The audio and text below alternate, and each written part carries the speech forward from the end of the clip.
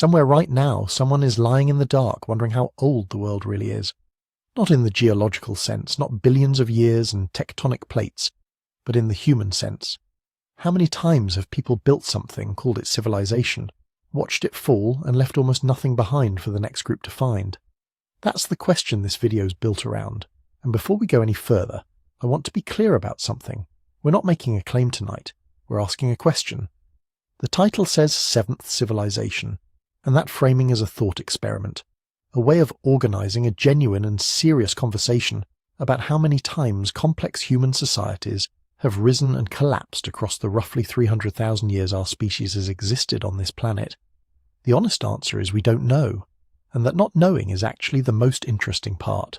If you're already getting sleepy, that's exactly what this is for. So settle in. If you feel like it, drop a comment and tell me where you're listening from and what time it is there. I check every single comment. There are people watching these from Oslo at 2 a.m. and from Manila just after midnight, and from somewhere in rural Texas with the fan on and the dog at the foot of the bed. That kind of thing genuinely makes my day. And if you want to listen without ads or background music, I'm on Spotify now. The link to follow is in the description, and it directly supports the work that goes into making these. Okay, back to the question. Here is what evidence can actually show us. It can show us ruins. It can show us bones and seeds and pottery shards, and the chemical signatures left in ice cores and lake sediments. It can show us when climates shifted, when populations moved, when cities were abandoned. It can show us patterns. Repeated patterns, actually, of societies that grew complex and then came apart. What evidence cannot show us is everything that happened before writing, before agriculture, before the specific conditions that allow things to be preserved across thousands of years. There is an enormous amount of human history that is simply gone. Not hidden, not waiting to be found, just gone. Dissolved by rain, buried under ocean water that rose when the ice sheets melted, decomposed in tropical heat, or carried away by rivers that changed course 10,000 years ago. When we say we're the seventh civilization, what we're really saying is, here are at least 6 distinct episodes where something that looked like organized, complex human society was built, and then something took it apart. Climate, disease, war, geology, time itself, and in some cases, all of those at once. Tonight we're going to walk through those episodes slowly, not as a lecture, but as a series of scenes, short ones, grounded in real places and real evidence, with the questions left open where the questions should stay open. We'll start further back than most history classes go, back before the first cities, before farming, back when the human population nearly vanished entirely. And we'll move forward through the ice and the floods and the forgotten coastlines, through the first settlements and the first written records of collapse, through empires built on grain and trade routes and rainfall patterns, through the slow unravelings and the sudden ones. And at the end we'll ask the uncomfortable question that the whole thing is really about. What does it mean that we're here now, doing this again, building something large and complicated and interconnected, when the track record of large, complicated, interconnected things is, at minimum, mixed? The forces that erase societies are not exotic. They're not mysterious in the sense of being supernatural, they're just relentless. A climate that shifts by 2 or 3 degrees over a century can collapse an agricultural system that took 1,000 years to build. A drought that lasts a decade can trigger migration, conflict, and political disintegration in a sequence so fast it looks like sudden catastrophe even when it wasn't. A volcano doesn't ask whether you've built something beautiful before it buries it. The ocean doesn't wait for you to move your city before it swallows the coastline, and time, just time alone without any dramatic event, is enough to reduce almost anything to nothing. We find traces, we find edges, we find hints. What's remarkable is how much we have found, and how much of what we've found we still argue about. Archaeologists argue about whether Göbekli Tepe represents organized religion or something else entirely. Historians argue about what exactly broke the Bronze Age world apart.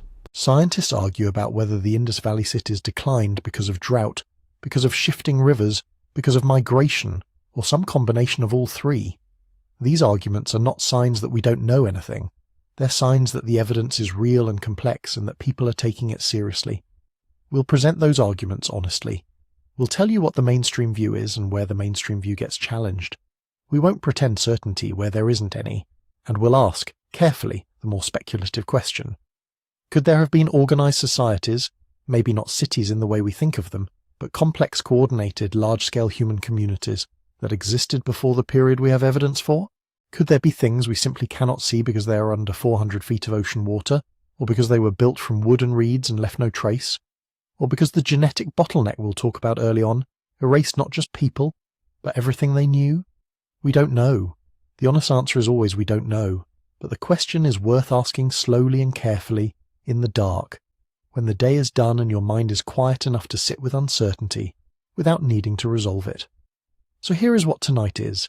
It's a long, unhurried walk through real history and real science and genuinely open questions.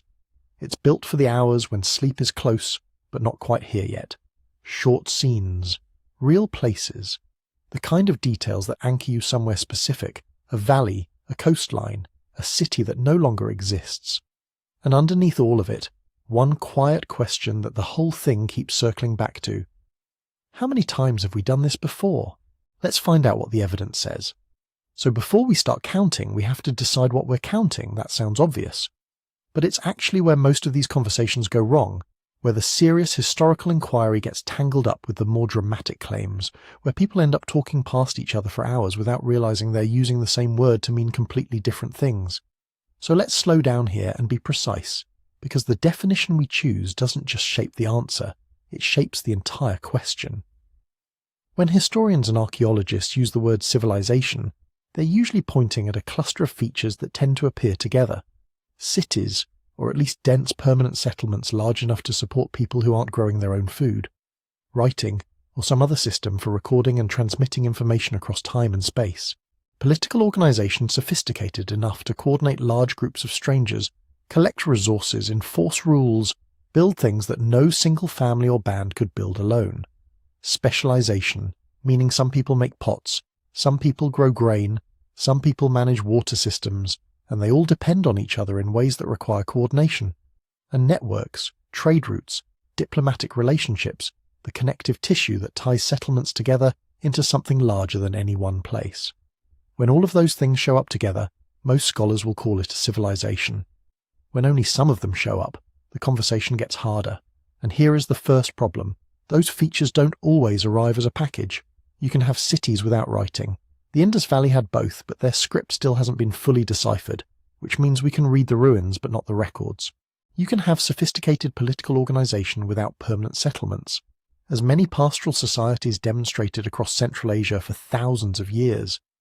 You can have trade networks connecting communities across enormous distances without anything that looks like a city at either end. So the checklist approach, while useful, also excludes things that might deserve to be on the list, and includes things that maybe shouldn't be lumped together. That's the first layer of subjectivity. The second one runs deeper. When we ask how many civilizations have existed and fallen, we're implicitly asking about boundaries. Where does one civilization end and another begin? Is the Roman Empire a single civilization, or is it a late chapter in a longer story that runs from Bronze Age Greece, through Hellenistic kingdoms, through Republican Rome, and never really breaks cleanly at any point? Is the collapse of the Western Roman Empire an ending, or is it a transformation, with Roman administrative structures, language and legal concepts surviving in the Catholic Church, in Byzantine Constantinople, in the kingdoms that carved up Europe afterward? Historians genuinely disagree about this, and the disagreement isn't about facts. It's about how you draw lines through continuous human experience. This matters enormously for counting, because there's a real difference between continuous cultural change and abrupt collapse, and there's an even bigger difference between abrupt collapse and total erasure. A society can change so completely over 1,000 years that you'd barely recognize the connection between its beginning and its end, but never actually break, never actually stop transmitting knowledge from one generation to the next. That's transformation. A society can also hit a wall, lose half its population in a generation, abandon its cities, stop maintaining its infrastructure, and fragment into something much simpler, but leave enough survivors that the cultural thread, thin as it gets, doesn't fully snap. That's collapse. And then there's the third thing, the rarer and more complete thing, where the population crashes so severely, or disperses so widely, or is absorbed so thoroughly into other groups, that the accumulated knowledge, the institutional memory, the technology, the language, all of it, simply stops being transmitted. That's erasure. And those three things are not the same, even though from a distance of several thousand years they can look identical. When we say wiped out tonight, we mean something fairly specific. We mean one of three things, or some combination of them. A demographic crash severe enough to fundamentally break the society's ability to reproduce itself, not just losing people, but losing the critical mass of skilled people, specialists, administrators, farmers who know the particular soil, engineers who understand the irrigation system, enough that the whole structure can't hold. Or a political collapse, meaning the organizing systems, the states, the institutions, the networks of authority and coordination simply stop functioning, and what replaces them is something qualitatively different, simpler, more local, less capable of the large-scale projects that defined the original society. Or a loss of literacy, because writing is not just record-keeping. It's a technology for storing knowledge outside of living human minds, and when it disappears from a society that had it, the implication is that something went very wrong very fast. Now here is the third problem, and it's the one that should make you genuinely cautious about any confident count of past civilizations, including this one. We can only study what survived. That sounds simple, but follow it where it leads. The archaeological record is not a random sample of everything that ever existed. It's a heavily filtered sample shaped by a very specific set of conditions. Stone survives, ceramics survive usually, metal survive if they're not corroded or melted down and reused. Monumental architecture in dry climates survives. What doesn't survive, or survives very poorly, is almost everything else. Wood, fabric, organic materials of any kind in wet climates, structures built on coastlines that are now underwater, entire cultures that lived in river deltas, tropical forests, or on continental shelves that were dry land during the last ice age and are now sitting under 100 feet of seawater. This creates what researchers call survival bias, and it distorts our picture of the past in ways we can barely measure, because the distortion affects the very data we'd use to measure it. The civilizations we know most about are the ones that built in stone, that lived in dry places, that happen to be located where modern archaeologists have done the most work. The ones that built in wood in wet climates, that lived on coasts that are now drowned, that didn't leave the kinds of durable artifacts that survive millennia of exposure, those are systematically underrepresented, or absent entirely. Which means when we count collapsed civilizations, we are almost certainly undercounting. Not because of any conspiracy or suppression, but simply because absence of evidence is not the same as evidence of absence, and the conditions that destroy human communities are often the same conditions that destroy the evidence those communities would have left behind. A society wiped out by a rising sea level loses its records to the same water that ended it. There's also a bias in the written record, which is younger than stone but still shapes everything we think we know about the ancient world. The people who wrote things down were, almost by definition, the literate elites of societies complex enough to have literate elites. They recorded what mattered to them: victories, dynasties, religious doctrine, economic transactions. They did not typically record the slow grinding erosion of agricultural productivity, the quiet migration of farmers away from failing fields, the generation by generation loss of skills that preceded visible collapse by decades or centuries. We get the dramatic moments when we're lucky. We almost never get the slow ones. So when tonight we say something like the Akkadian Empire was the first civilization to be destroyed by climate change, what we really mean is that the Akkadian Empire left enough written records and enough datable archaeological deposits for us to trace the connection between an abrupt shift in rainfall patterns and the disintegration of a centralized state. That connection was real, but it was almost certainly not the first time something like that happened. It's just the first time we can read it clearly. Hold that thought as we go. Not as a reason to distrust what we do know, but as a frame for understanding its limits. The history we have is real. The patterns in it are real, the collapses were real, and the people who lived through them experienced them as entirely as any catastrophe can be experienced. But the history we have is also a fraction of the history that happened, edited by time, geography, and the quiet indifference of decay. Tonight we're walking through that edited version together, and we're going to try as we go to point at the edges of the frame, to notice what the record can't show us as well as what it can. Because the gaps in the story are part of the story. They always have been. The civilizations that left no trace are still, in some sense, part of the count. We just can't name them. So when we say 7 or 6 that came before, understand that we're using a number the way you might use a map that you know is incomplete. It points somewhere real. It gets you oriented. But the territory is larger than the map. It always is. Let's start with how things disappear. If you want to understand how fragile the past is, you don't start with pyramids. You start with a wooden spoon. Imagine someone in a farming village 6,000 years ago. They get up before dawn, stir a pot of grain over a fire, pass a carved spoon from hand to hand. That spoon fits their grip the way your favourite mug fits yours. It might have been made by a grandparent. It might have been repaired 3 times. It might have a little pattern burned into the handle, a mark of affection from someone who will never be mentioned in any record. How long does that spoon last? In a dry, sheltered house, maybe a few decades before it cracks, gets thrown into the fire and returns to ash. In damp soil, with fungi and bacteria and burrowing insects doing what they do, you're lucky if a piece survives a few hundred years. Stretch the timeline to 1,000, 10,000, 100,000 years, and that spoon is gone in every ordinary sense.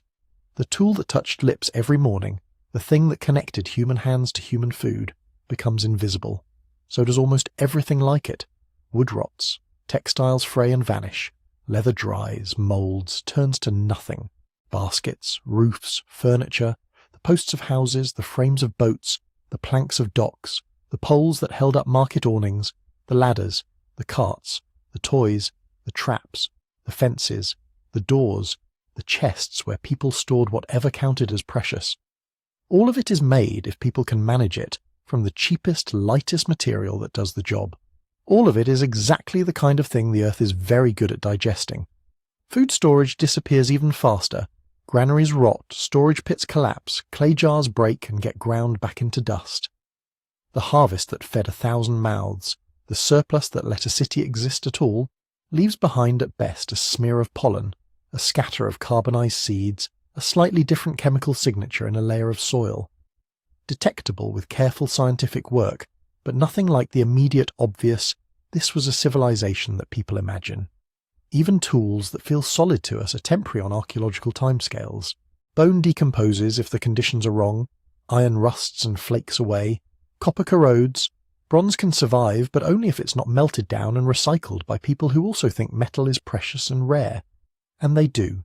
The spearheads, the plough blades, the jewellery, the nails pulled from old beams to be hammered into new ones, all get folded and refolded into later economies. Think about that. Every time humans found an abandoned ruin, they saw a quarry. Worked stone gets pried out and carried off to build the next generation's houses and temples. Bronze statues get turned into cannon. Cannon gets turned into farm tools. The same atoms keep working, but the evidence of what they used to be is gone.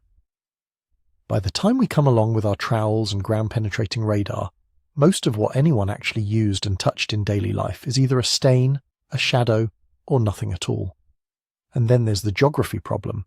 People like water. They always have.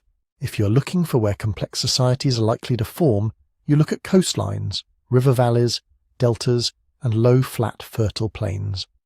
Those are the places where irrigation is easy, soil is rich, fish are abundant, and transport is cheap. They're also the places the planet likes to rearrange. Rivers flood and change course, laying down new sediment on top of old settlements, burying house floors under meters of silt. Deltas sink and compact under their own weight. Sea levels rise and fall. During the last ice age, huge areas of what is now seafloor were dry land. They had rivers running across them, estuaries, bays. If people were living anywhere, they were living there. Most of those ancient shorelines are now far offshore under tens of meters of water, covered in sand and mud and marine life. Whatever they built there is still physically present in some form, but to us, for now, it's functionally gone. Our picture of where people lived is heavily biased toward the narrow band of coastlines that just happen to line up with the current sea level, and toward river valleys we've been able to dig into. Earlier ones, deeper ones, drowned ones barely register. Even on dry land, the vertical record is messy. Archaeologists think in layers, older at the bottom, newer at the top. That's stratigraphy, and when it works cleanly, it's beautiful. You peel back time centimetre by centimetre. You can see when a settlement appears, grows, changes, burns, gets rebuilt. But nature does not care about our desire for orderly stacks. A missing layer doesn't always mean nothing was here. It can mean something was here, and then wind and water took it away. A flood can erode centuries of deposits in an afternoon. A river cutting a new channel can slice through an entire archive of human activity and carry it downstream as anonymous sand. A hillside can slump. A valley can fill with colluvium, turning lived-in surfaces into jumbled mixtures that are almost impossible to interpret. From a distance of thousands of years, erosion and non-existence can look very similar. On top of that, humans themselves are constantly editing their own past, reusing, recycling, overwriting. When a city shrinks, people cluster in the parts still worth defending and strip the abandoned quarters of anything useful. Monumental buildings become convenient sources of cut stone. Mud brick walls get dissolved back into new mud brick.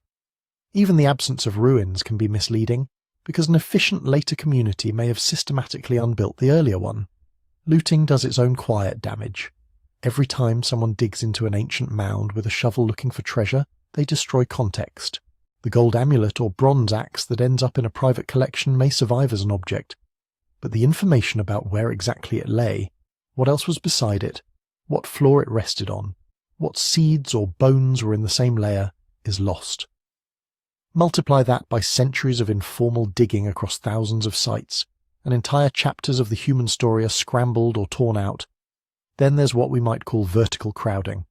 Later towns and cities like to sit on top of earlier ones for exactly the same reasons the first ones were built there.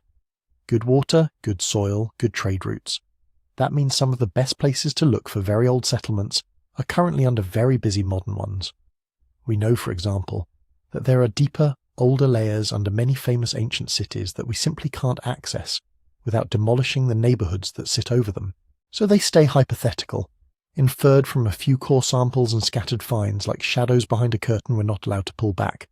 Put all of this together, and you get a strange position. On the one hand, we have to be humble. No evidence of a city or a writing system or a large-scale society in a particular region or time is not the same as proof it never existed. The deck is stacked heavily in favour of disappearance. Decay, drowning, erosion, recycling, construction, looting, all of them conspire to thin out the record. On the other hand, humility is not the same as credulity. The fact that evidence is fragile doesn't mean we can just imagine anything we like into the gaps. Extraordinary claims, say, a global technological civilization tens of thousands of years before the ones we know, would require extraordinary evidence, because they would have left extraordinary traces. Mining on a continental scale, metal production on an industrial scale, energy use beyond wood and muscle, those things scar landscapes in ways that are very hard to erase completely. So we live in a tension. We know the record is incomplete. We know some things that happened have vanished beyond recovery. We also know that the patterns we do see, where agriculture arises, where cities cluster, when writing appears, are not random. In that dim space between what survived and what didn't, between the spoons that rotted and the stones that remain, we're going to look for the first thing on our list, a moment so severe it almost erased us entirely, long before anyone carved laws on clay or raised temples in stone. If you roll the tape of our species all the way back past pyramids and cave paintings and stone tools, there's a point where the human story almost stops, not in myth, not in a flood legend or a war between gods, in chromosomes. When geneticists started comparing DNA from people all over the world, they noticed something odd. For a species as widespread as ours, we're strangely uniform. There are more genetic differences in a single troop of chimpanzees in Central Africa than in thousands of kilometers of human populations. That's not what you get if a species has always had big, healthy numbers. That's what you get after a squeeze, a bottleneck. A bottleneck is exactly what it sounds like. A long stretch of time when the population shrinks down to a tiny fraction of what it used to be. Most lineages end. A few hang on. When conditions improve, their descendants spread out again, but they all trace back to those few survivors. Like a wide river forced through a narrow gorge, then fanning out downstream but always carrying the memory of that narrow place in the way it flows. The evidence for at least one great human bottleneck is strong. The timing and the details are less clear. Some researchers point to a period around 900,000 years ago, when climate records from ocean sediments and ice cores show wild swings. Glacial cycles were shifting. The world lurched between warm and cold in sharper, more brutal jumps. Africa, where our ancestors lived, seems to have swung between drought and flood, forest and desert, in ways that would have torn apart ecosystems over and over. Genetic models run backwards from modern DNA suggest that, around this time, the total breeding population of our direct ancestors may have dropped to something like 1,000, maybe fewer. Not in one village, as we've seen, but scattered in tiny bands across a hostile landscape, a near-total reset. Other studies argue for different squeezes at different times. Some see a severe bottleneck about 70,000 years ago, possibly connected, though this is debated, to the Toba supervolcano eruption in Indonesia. Others see a more stretched-out pattern, not one catastrophic dip, but repeated stutters, local crashes, and partial recoveries driven by shifting monsoons, creeping ice sheets, and wandering grasslands. And some geneticists are skeptical of dramatic numbers at all. They point out that our reconstructions depend on assumptions about mutation rates and how populations mix. Change those numbers, and the severity of the bottleneck changes too. Maybe we were never quite as close to extinction as the most dramatic models suggest. Maybe the 1,000 survivors line is more story than fact, a way of making complex statistics feel vivid. This is where it helps to remember what genetics can and can't do. DNA is good at telling you that something happened. It can whisper, there was a reduction in diversity here, a narrowing of lineages there. It can show you that most people alive today share particular variants that must have passed through the same funnel. It's less good at telling you exactly why. The genes don't say supervolcano or megadrought. The ice cores don't label particular cold snaps. This one killed 90% of the hominins. We line up hints from different fields and look for patterns. Where the climate record shows chaos and the genetic record shows a squeeze, we suspect a bottleneck. But we're still working in probabilities, not absolutes. What almost everyone agrees on is the shape of the pattern, if not the precise numbers. Our lineage has gone through constrictions, periods when the range of human types shrank dramatically, and then expansions when new branches grew. And those expansions are where the civilizations before ours idea becomes less about lost cities and more about repeated experiments. From a very small surviving population, you can get enormous cultural variety, given enough time and enough environmental change. You see this even in the recent past. A few thousand people cross a land bridge or sail to an island chain, and a few thousand years later you have dozens of languages, different ways of building houses, different rituals, different mythologies, all radiating out from that original group. Culture mutates faster than genes. It doesn't have to wait for a favourable mutation. One clever person can invent a new way to shape stone, or a new story about how the world began, and if their neighbours like it, it spreads. If conditions are rough and people are scattered, groups drift apart, invent their own tricks, forget each other's. When the climate shifts again and those groups come back into contact, they may look and sound like different worlds. Environmental volatility amplifies this. In the long stretch before anything we'd call history, climate was not a stable backdrop. It was an active character, moody and unpredictable. Rainbelts moved, forests opened into savannas, savannas closed back into scrub, coastlines wandered in and out by hundreds of kilometres as ice sheets grew and melted. Every one of those shifts tugged at human groups. Sometimes it pulled them apart. A drying corridor here forced a split. One branch followed the receding lakes, another was pushed into higher ground. Sometimes it shoved them together, herding multiple bands into the same shrinking refuges, where they had to share, compete, intermarry and trade. In that constant rearrangement a pattern emerges, local erasures without total annihilation. A hunting tradition perfected over thousands of years in one valley can disappear if that valley turns to desert, or its game animals migrate away. The people move too, but they may abandon tools that no longer fit the new terrain, or merge with neighbours who do things differently. From the outside, looking back with our poor patchy evidence, it can look as if one way of life simply ends and another begins, as if one civilization is replaced by another. Scale that up over hundreds of thousands of years and you get layer after layer of partial resets.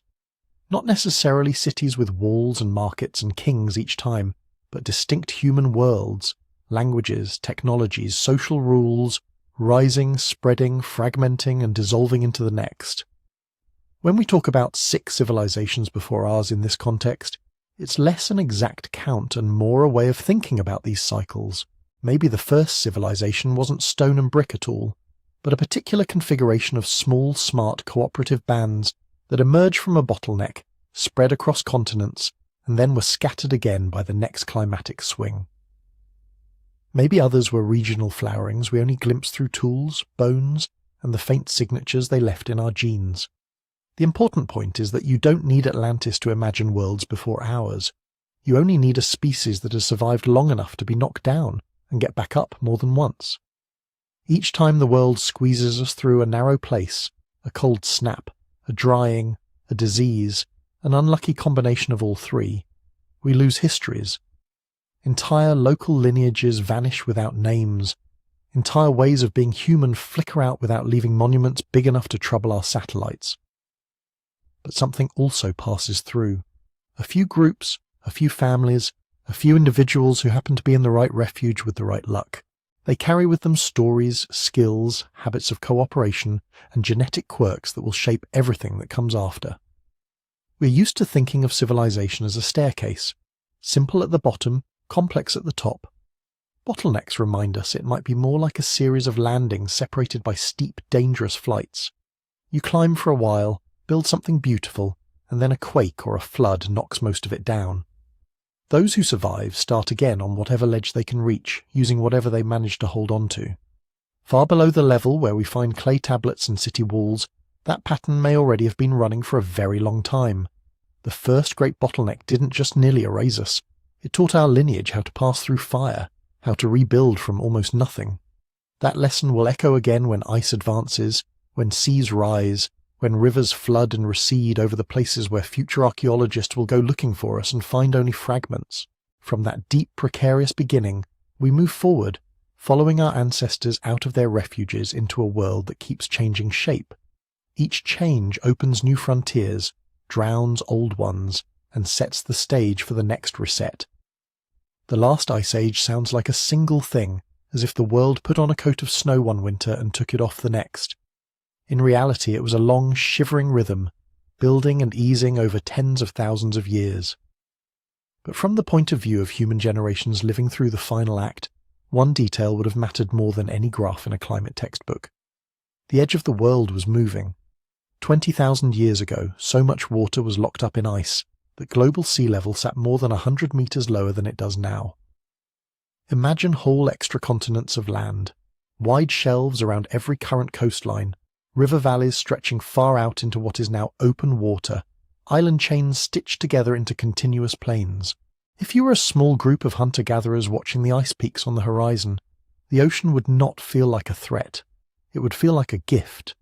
Those broad, exposed shelves were some of the richest environments on Earth. Rivers poured nutrients into shallow seas thick with fish and shellfish.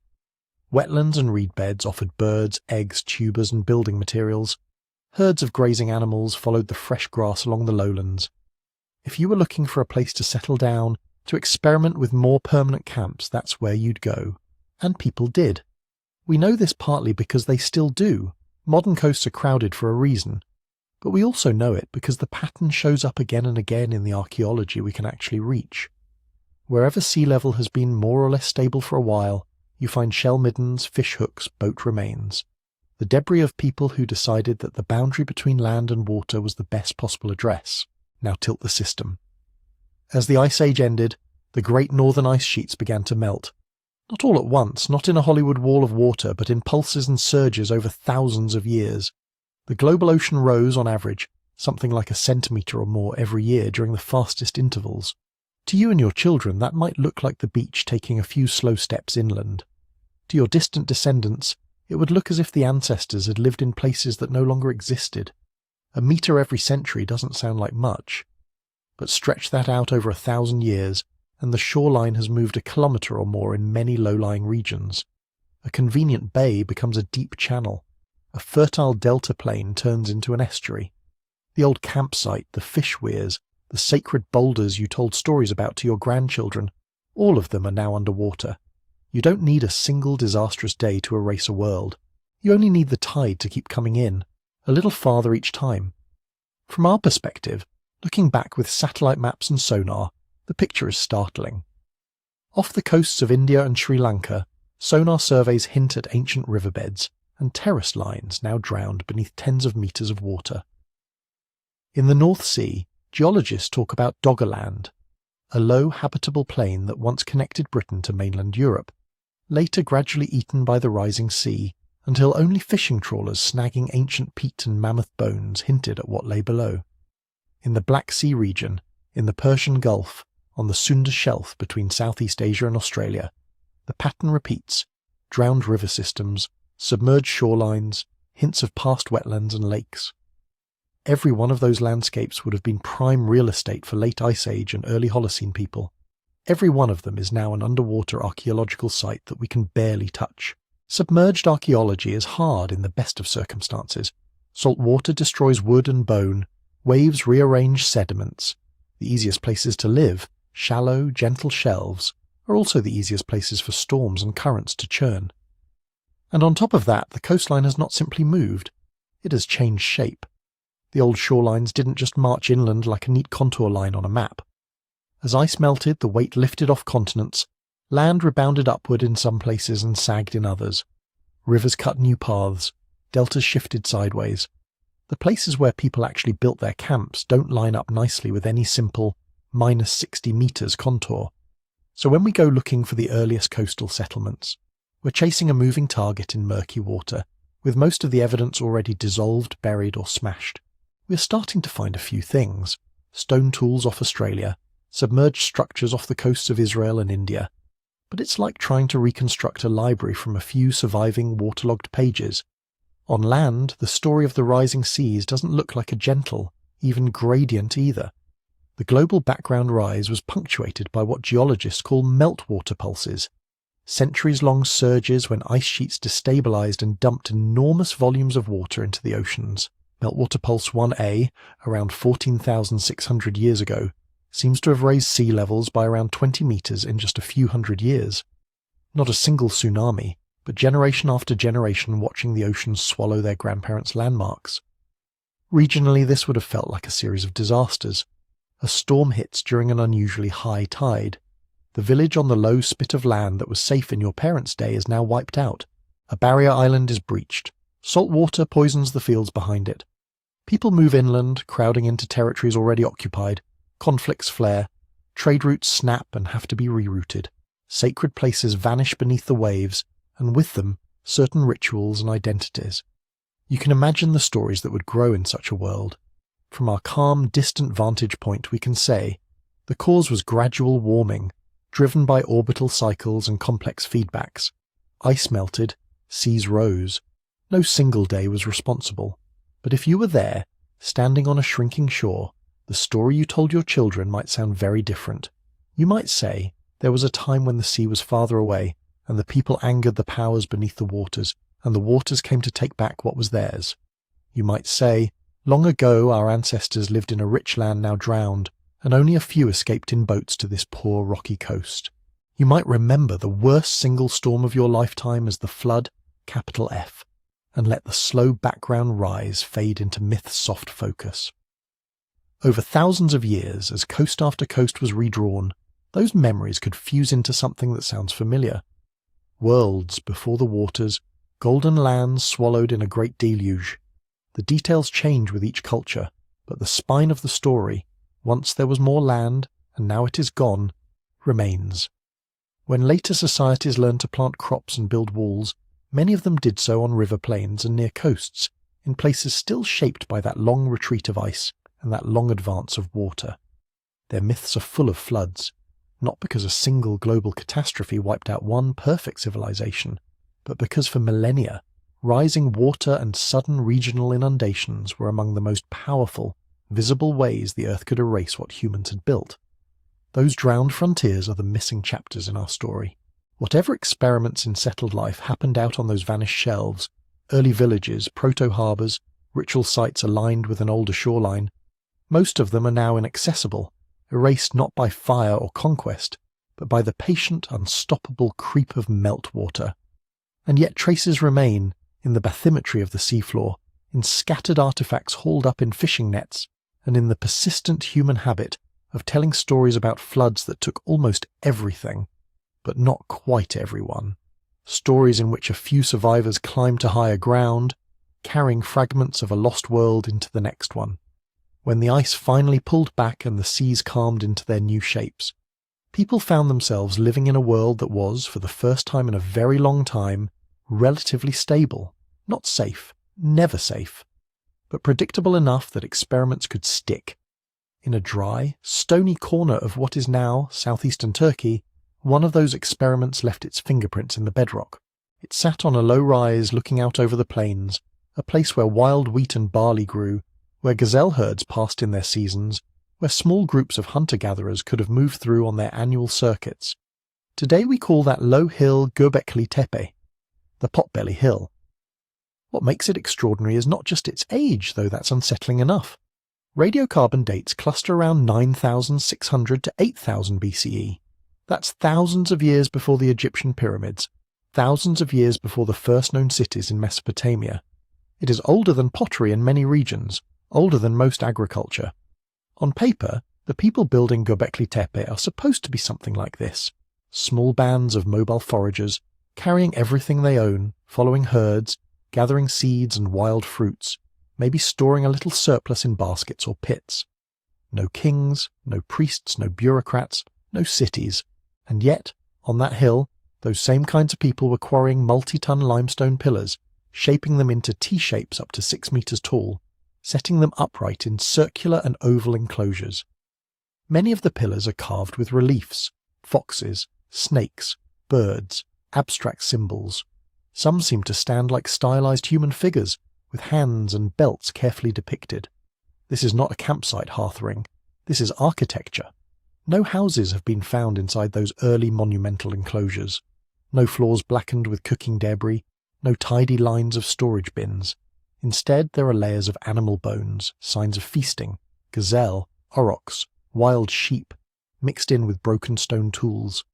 It looks less like a village and more like a gathering place, a ritual centre, a place people came to, not a place they permanently lived in. And then there's the really odd part. The circles were buried, not collapsed, and then gradually covered by wind-blown dust but filled in. Archaeologists digging down through Göbekli Tepe's layers don't find ruins fallen where they stood. They find intact pillars surrounded by deliberate backfill, rubble, broken tools, animal bones, chunks of stone that seem to have been brought in on purpose. Enclosure after enclosure appears to have been packed full and entombed, and then, in some cases, new structures were built on top. Over time, the whole complex became the hill itself, a man-made mound disguising its own history. Why would anyone do that? Here the tone shifts from description to interpretation, and the air gets hazier. One line of thought sees the burials as ritual closure. A generation builds an enclosure, uses it for ceremonies, feasts, perhaps initiations or seasonal gatherings. Then, when its time is done, they respectfully retire it, fill it, seal it, raise a new one, like turning a page in a stone book. The backfill becomes both a practical act and a statement. That phase of our relationship with the spirits, or the ancestors, is complete. Another idea links the burial to changing ways of life. Over the centuries, Göbekli Tepe was in use. People in this region were tinkering with plants and animals. Wild cereals were becoming more central to diet. Populations were rising. Some groups might have been shifting toward more permanent settlements in nearby valleys. Perhaps the labour and energy needed to maintain huge ritual complexes no longer fit with new priorities. The backfill then becomes a way of stepping away from an old order, burying not just pillars, but a way of being. There are more speculative readings too. Some researchers have suggested that filling the enclosures stabilised them structurally. Others wonder if the burial was meant to keep something in, not just close something down. Powerful images, dangerous stories, potent memories. In this view, the hill is a lid. What we don't see in any of these scenarios is a secret machine or lost high technology. The stone is local. The tools are stone and bone. The techniques, levering, dragging, carving with hard hammerstones, are all things that small, organised groups could have done with time and coordination. That's precisely why Göbekli Tepe matters so much. It shows that you don't need cities, writing, or metal to build something that leaves an almost mythic impression. You only need dense social networks, shared beliefs strong enough to motivate hard, collective labour, and the ability to coordinate people over time and distance. For all we can tell, the builders were still hunter-gatherers, or very early experimenters with cultivation. Yet they were capable of mobilizing dozens, perhaps hundreds of people from scattered groups to come together, quarry blocks, carve elaborate imagery, erect stone circles, and then return year after year to use and transform the site. In other words, complex social organization, the kind that feels like the seed of civilization, can flare up in places and times where, on paper, it has no business existing, and it can vanish just as completely. By around 8000 BCE, the great enclosures at Göbekli Tepe fall out of use. Later, much smaller, more modest structures appear, and then even those fade. The focus of life in the region seems to drift down into the valleys, into early farming villages like Nevalachori and Chayonu. The hill becomes just another rise on the landscape, its secret rings of stone slowly sinking under their own backfill. From the surface, for most of the last 10,000 years, there was no obvious sign that anything unusual lay beneath. Travellers may have walked over it without a second thought, perhaps quarrying the odd block for their own walls, never suspecting that under their feet lay monumental circles older than any known city. Our knowledge of Göbekli Tepe is therefore a narrow window, cut by a few decades of modern excavation. We see what has been uncovered in certain trenches. We extrapolate across areas still unexcavated. We infer intentions from distributions of bones and tools, from the way layers stack, from the angles of pillars buried in place. But we don't have their language. We don't have their myths. We don't know what they whispered to one another in the half-dark between the pillars, what fears or hopes those carved animals carried.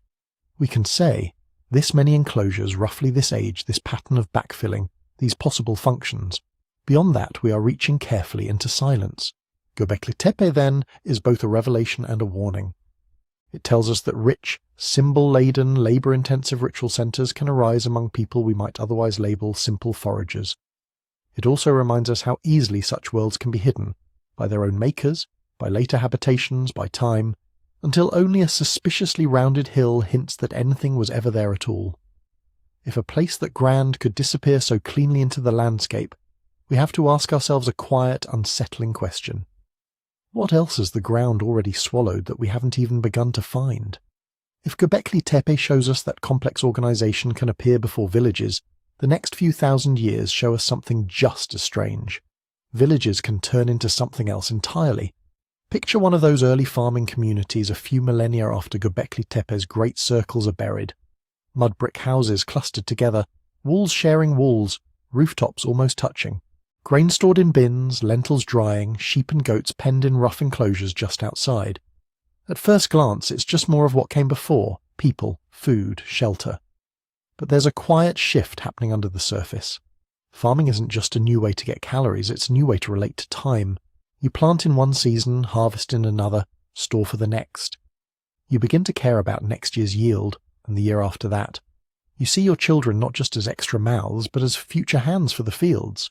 And once you have a little extra, more grain than you can eat this week, more animals than you can slaughter this season, something new appears. Surplus. Surplus is both a blessing and a trap. On the one hand, it smooths out bad years. On the other, it attracts attention. Someone has to guard it. Someone has to decide how it's shared. Someone starts the habit of measuring, counting, keeping track. Clay tokens appear, little shapes representing units of grain, jars of oil, flocks of animals. Those tokens go into clay envelopes, sealed and impressed with marks so that people can tell what's inside without breaking them. Over time, the marks become more important than the tokens. Lines and wedges pressed into wet clay start to stand for numbers, names, debts. What began as food stacked in jars becomes information stacked in rooms. As villages grow into towns and towns into the first true cities, administration takes root. There are now people whose main job is not to plant or harvest, but to record. Scribes, accountants, people who move through granaries and storerooms tallying sacks and jars, making tiny symbols that say who owes what to whom. Where there is surplus and record-keeping, there is hierarchy. Some fields are closer to the best canals. Some families have older claims to land. Some lineages control access to sacred places, or to the knowledge of which ritual must be done on which day so the floods will come on time. Maybe they stand a bit taller at feasts. Maybe they receive slightly larger portions from the communal storehouses. Inequality doesn't arrive with a trumpet fanfare. It accumulates like dust. Over generations, the difference between a family that has just enough and a family that always seems to have a little more hardens. Their houses are larger. Their burials are richer. Their names appear more often in those early marks on clay. Eventually, they are no longer just people with advantages. They are officials, priests, kings. This is the fragile invention of order. Layers of expectation about who decides, who organizes labor, who speaks for the community to the gods or to neighboring cities. From one angle, it looks remarkably effective. Irrigation networks stretch for miles, carrying river water to fields that would otherwise be dry. Walls rise around urban centers. Teams of workers quarry stone, fire bricks, haul timber. Trade routes snake outward, bringing lapis from distant mountains, shells from far-off coasts, tin from places most citizens will never see. No single household could coordinate all this. You need institutions, councils, temples, palaces. You need rules that outlive individuals. From another angle, though, you can see the cost. In a small band of foragers, if the local waterhole dries up, the group can move. In an early farming village, maybe a bad harvest means tightening belts, sending a few people to relatives in another valley, clearing an extra field. But in a city that depends on carefully managed canals, on fields that must all be planted and harvested in rough synchrony, on distant caravans bringing in crucial goods, flexibility shrinks. Thousands, sometimes tens of thousands of people are now dependent on a system working more or less as designed. That system has vulnerabilities. Rain patterns can shift a little, and suddenly the river doesn't flood quite as predictably. A new crop disease can sweep through fields that all grow the same few strains of grain, because uniformity, so efficient when everything goes well, also means the same weakness everywhere. Storage dampens short-term shocks, but it can't erase them. A run of bad years drains granaries. And now, famine isn't 50 people facing hunger. It's 50,000. On top of that sits the question of legitimacy. Why should anyone accept that some people tell others what to do? Early states answered that with stories. The king protects you from enemies. The priests intercede with the gods so the Nile rises, or the Euphrates doesn't fail, or the monsoon arrives on time. The scribes make sure that temples distribute grain fairly in hard years. As long as the floods come, the trade continues and the city walls hold. Those stories feel true enough. Order seems to justify itself. But when the river falters, when caravans stop arriving, when enemies breach those walls, or when inequality grows so sharp that too many feel permanently on the losing end, the old stories crack. This is where collapse enters, not as a single, sharp event, but as a tangled process. We tend to imagine collapse as cataclysm, cities in flames, everyone dead, civilization wiped clean overnight. The archaeological record often tells a quieter, messier tale. Sometimes there is violence, burnt layers, skeletons where you wouldn't expect them. More often, what you see is thinning, houses abandoned, public buildings left unfinished, pottery styles changing as long-distance trade falters, written records dwindling and then stopping, not because everyone vanished, but because the institutions that needed writing no longer functioned. People don't evaporate when a state fails. They adapt. Urban populations disperse into smaller villages or mobile groups. Farmers stop sending their surplus to a central storehouse and keep it closer to home. Officials whose power depended on the palace find themselves just another family competing for land and water. Languages drift and fork as once unified regions fragment. New local leaders emerge with new stories about why they now have the right to rule. The trade routes that once braided distant cities together can snap, but the threads are picked up in new patterns elsewhere. A collapsed city may continue as a modest town. A supposedly vanished culture may live on in the cooking pots, house shapes, and burial customs of its descendants. From the vantage point of an imperial capital, losing scribes and tax collectors, it feels like the world ending. From the vantage point of a farmer no longer obligated to drag grain to a distant granary, it could even feel like a rough kind of freedom.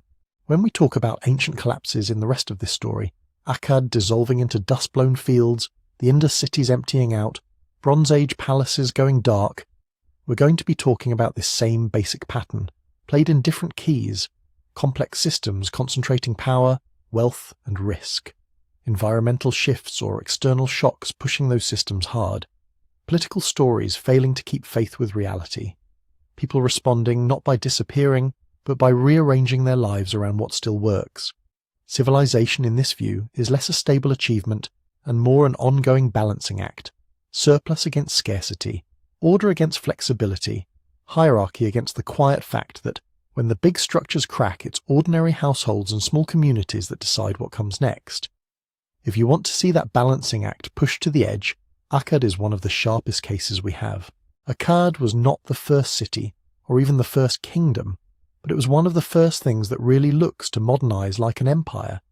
In southern Mesopotamia, between the Tigris and Euphrates, there had been cities for a long time.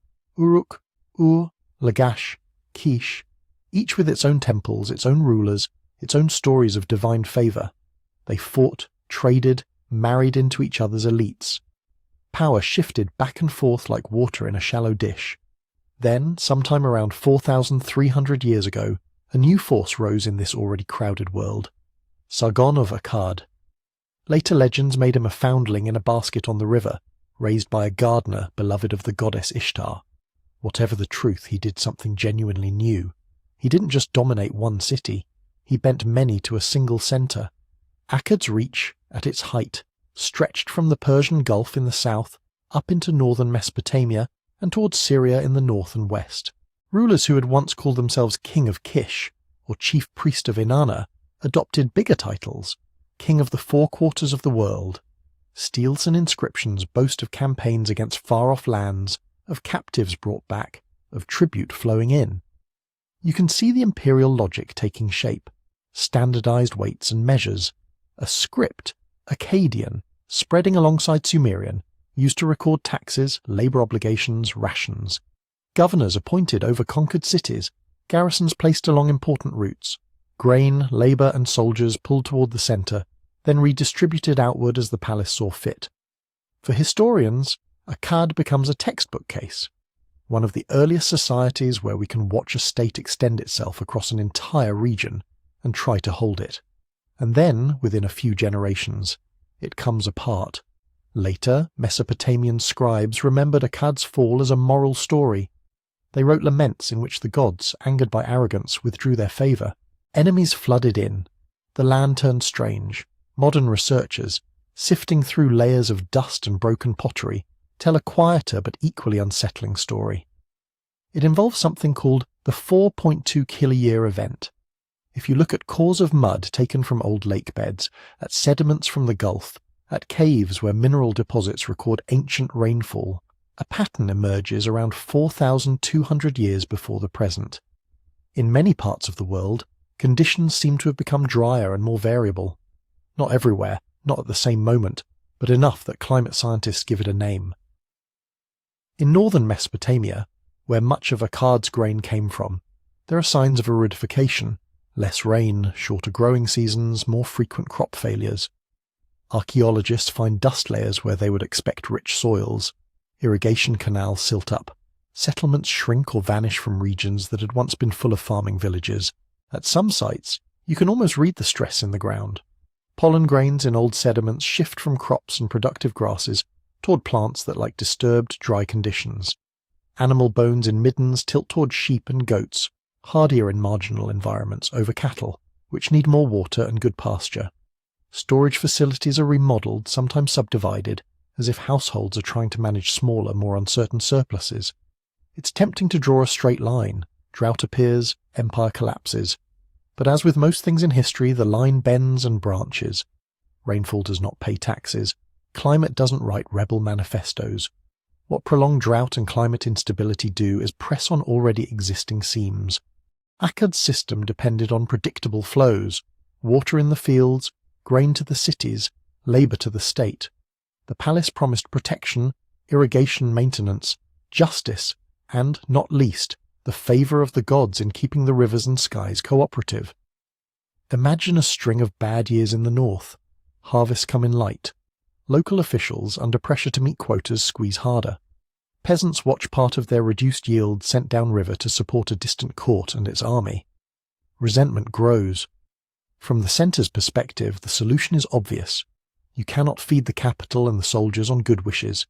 You demand more. You move troops to trouble spots. You try to secure grain from farther away, but the farther your supply lines stretch, the more brittle they become. Caravans moving through drier, more hostile landscapes are easier to raid. Garrisons require their own supplies. The cost of maintaining order rises just as the resource base narrows. In text from the period after Akkad, we hear of the Gutians, mountain people from the Zagros to the east, portrayed as rude and uncivilized, flooding into the lowlands. The laments blame them for ruin. They made no distinction between the young and the old. Whether or not the Gutians were as destructive as later writers claimed, their incursions make sense in an era of stress. When a powerful state is stretched thin by environmental strain, borderlands become more volatile. Groups on the margins test defences. Local elites consider whether loyalty still pays. Drought does not automatically cause rebellion, but it changes the math of loyalty. If you are a provincial governor and your fields are failing, your canals silting, your peasants angry, the benefits of sending grain and soldiers to Akkad diminish. If an upstart war leader offers protection, or at least a chance to keep more of the harvest at home, the old imperial story of unity under the King of the Four Quarters may begin to sound hollow. Archaeologists trace this unraveling in the settlement pattern. In parts of northern Mesopotamia that were once densely dotted with medium-sized villages, you see a wave of abandonment. Some communities vanish entirely, others contract to defensible hilltops. In the south, around the old Sumerian cities, there is continuity, but also evidence of strain, shifts in canal alignments, changes in which fields are cultivated, the expansion of certain cities, and the stagnation of others. Crop remains tell their own tale. Some areas show a move toward more drought-tolerant varieties of barley, away from water-hungry wheat. In marginal zones, farming gives way to more mobile pastoralism. People follow flocks rather than standing crops, trading flexibility for the intensive yields that once fed Akkad's granaries. And yet, even here, certainty is elusive. The 4.2 kilo-year event is real as a broad climatic episode, but its timing and severity vary from place to place. Some regions seem to have coped, even flourished. In Egypt, for instance, the Old Kingdom also faces turmoil around this time, and some researchers see a common climatic thread. Others caution that political overreach, internal inequality, and shifting trade routes are just as important. With Akkad, the safest picture is a tangled one. Climate change appears as a force multiplier, a background stressor that made every existing weakness more dangerous. An empire that had grown fast, projecting power over long distances, relying on a delicate web of irrigation and tribute, suddenly faced a world where water was less reliable, harvests more uneven, and local loyalties more fragile. Under those conditions, the same mechanisms that once made Akkad strong, centralized taxation, long supply lines, a professional army, could turn into liabilities. When we look back and try to count civilizations, it can be easy to imagine them as discrete blocks, Akkadian, then something else. But on the ground, people slipped from one pattern of life into another. After Akkad's political structure dissolves, the land does not empty. Later dynasties rise in cities like Ur and Isin. New rulers carve their names into steles. Scribes keep writing, sometimes in a slightly different dialect, under a slightly different title. In the dust layers that may record drought, in the abandoned farmsteads of the north, you can feel both collapse and continuity. An empire ended, households went on, and in the background of this story, the proud inscriptions, the laments of fallen kings, the quiet shift to hardier crops, lurks the unsettling idea that even the first great empires were in part experiments in how far you can push a landscape, and that sometimes the climate pushes back. The people of Akkad didn't know they were living through something we would one day call the 4.2 kilo-year event. They just knew the rains were wrong, the fields uncertain, the promises of distant rulers harder to believe. Centuries later, on another river system, another set of cities would face a slower, different kind of unmaking. This time not in the loud register of imperial conquest, but in the almost soundless drift of an entire urban world fading from the floodplains. If you zoom out on a map of South Asia and follow the course of the Indus River and its vanished tributaries, you can still see the ghost of another experiment in living together. Roughly 4,500 years ago, along these floodplains and their feeder streams, a network of cities emerged that, in some ways, looks uncannily modern, and in other ways, almost alien. We call it the Indus Valley civilization, or Harappan, after one of its first excavated sites. At its height, it stretched from the Arabian Sea deep into what is now Pakistan and northwest India, with hundreds, maybe thousands of settlements. Great cities like Harappa and Mohenjo-daro, smaller towns, craft villages, river ports. Walk through one of these cities in your mind. The first thing you would notice is order. The streets run in straight lines, laid out on a grid, intersecting at right angles. There are wide main avenues and narrower lanes, seemingly planned rather than grown haphazardly over centuries. Many houses have standardized brick dimensions, the same ratios repeating from block to block, town to town. Under your feet, invisible but everywhere, lies one of their most distinctive achievements: drainage. Harappan cities invested heavily in what we might now call infrastructure. Covered brick drains ran along streets, taking wastewater away. Houses opened onto these systems with carefully constructed chutes and soak pits. Some had bathrooms with sloped floors leading to drains, suggesting routine washing in a world where many contemporaries still treated sanitation as an afterthought. There are public wells, sometimes one for every few houses, granaries or large storage buildings whose exact functions we argue about, but which testify to collective management of food. Raised platforms, perhaps for public gatherings or ritual. Standardized weights made of chert, remarkably consistent from site to site, hinting at regulated trade. And then there is what you don't see. No giant palaces towering over the urban fabric, no monumental temples that clearly dominate the townscape, no long lists of kings carved into stone boasting of conquests. The material record of the Indus is missing many of the loud symbols that scream empire in Mesopotamia or Egypt. Instead, you find seals, small carved objects bearing animal figures, unicorn-like creatures, bulls, elephants, and short sequences of tiny signs. They show up in houses, workshops, granaries. They look like the tokens of a world where identity, ownership and exchange are carefully tracked. Most researchers think those signs represent a script. If so, it is one of the great locked rooms of ancient history. The inscriptions are short. We have no bilingual Rosetta Stone. So far, every effort to crack the code has ended in debate. That silence shapes everything we can say. We can map the bricks, the drains, the weights. We can analyze the pottery styles, the bead workshops, the standardized measures that turn up far from home, suggesting long-distance trade reaching to Mesopotamia and beyond. We can even read how other people saw them. Mesopotamian texts mention Meluha, a trading partner across the sea that many scholars link to the Indus. But we cannot hear the Harappans describe themselves. We don't know what they called their cities, their gods, their rulers, if they had rulers in the way we understand the term. We don't know their laws, their myths, their anxieties about flood and drought. This makes their slow unmaking both clearer and more mysterious. Archaeologically, you can see the arc. Around 2600 BCE, many Indus sites blossom into full urban form, large planned cities, complex craft production, standardized weights and measures. Over the next several centuries, this pattern holds. Then, somewhere after about 1900 BCE, the picture shifts. Big cities like Mohenjo-daro and Harappa show signs of stress. Some neighborhoods are abandoned. Brick quality declines. People reuse old bricks instead of making new ones to the old specifications. Public drains are less carefully maintained. The neat urban grid begins to fray. At the same time, the overall number of sites doesn't collapse. It moves. Settlements become more numerous in some regions, especially toward the east, but they are smaller. The grand urban centres fragment into networks of modest towns and villages. The characteristic Indus weights, certain pottery styles, bead-making traditions, they don't vanish. They migrate into this new, more rural landscape. It's not a cinematic end, but a diffusion. What nudged this world away from its cities? Here, again, we step into a field of probabilities rather than certainties. One widely discussed factor is the monsoon. The Indus system was tuned to seasonal rains and snowmelt. Rivers that flooded, deposited silt, then receded, leaving fertile land. Studies of ancient lake beds and marine sediments suggest that, over time, South Asia's summer monsoon weakened and became less reliable.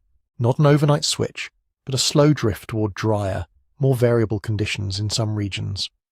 Another part of the puzzle is the rivers themselves. Some Harappan cities sat along channels that today are dry or greatly reduced. The Gaga Hakra, which some have linked to the Saraswati of later Indian texts, appears to have changed dramatically in this period, perhaps as Himalayan rivers shifted course. A city built beside a major predictable waterway can become a stranded town beside a wandering or shrinking stream. Add to this the fragility of long-distance trade. Harappan merchants seem to have been plugged into a wider Bronze Age world, exchanging goods via coastal routes to Oman, the Persian Gulf, Mesopotamia.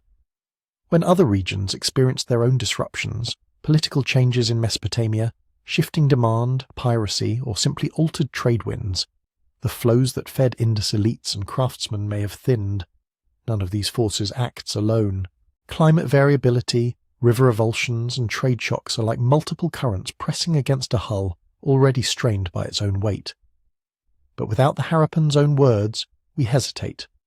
Were there angry debates about canal maintenance? Religious movements that favoured village shrines over urban platforms? Power struggles between factions we can't see, because they never carved their victories into mountain cliffs. We're left with patterns in bricks and bones, and those patterns show something important.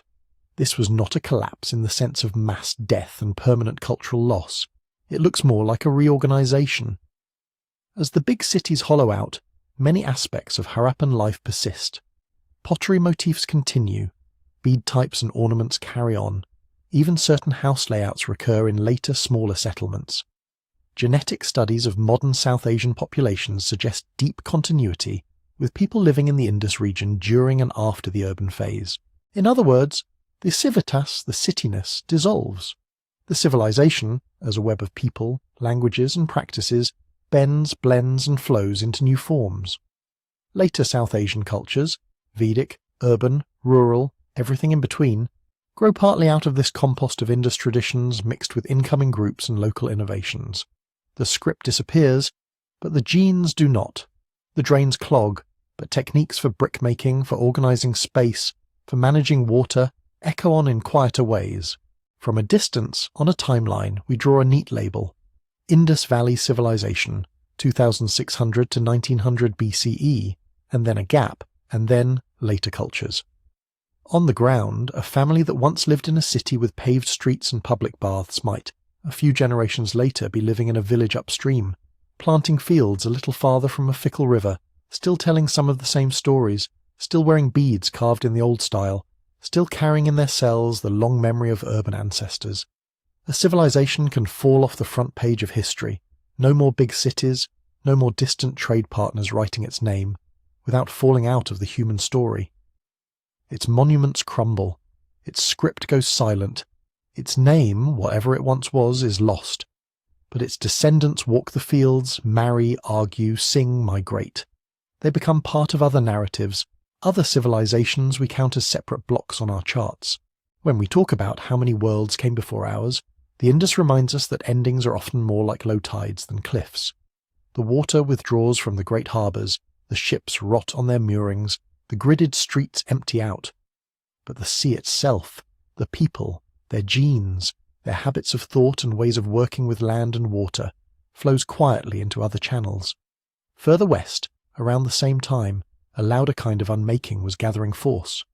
There, the fall of cities would come not as a slow fading of bricks, but as a chain reaction, a Bronze Age domino run that would leave whole coastlines studded with ruins. If you slid your view west and a little north from the Indus around 1300 BCE, the map would glow with a different kind of order. Along the eastern Mediterranean and into Anatolia, Syria and Mesopotamia, the late Bronze Age world was a web of kingdoms and city-states, each with its own gods and palaces, but all bound together by something new in human history: intensive, routine, international dependence.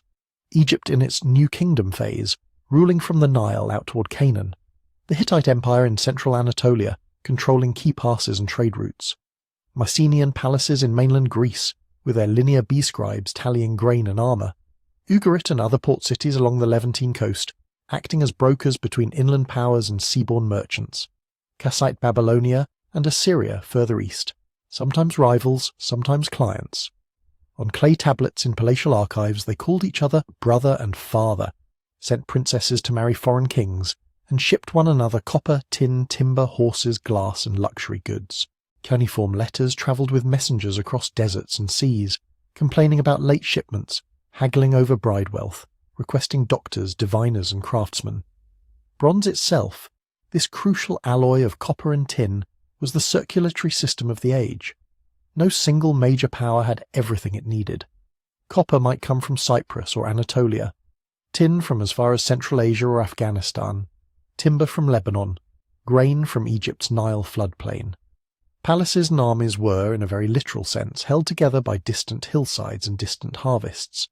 Prosperity, prestige and military power depended on this traffic continuing, which meant that, beneath the reassuring surface of kings and gods and carved triumphs, this system was fragile in a very specific way. It was not one civilization, but many, tied into a tight feedback loop.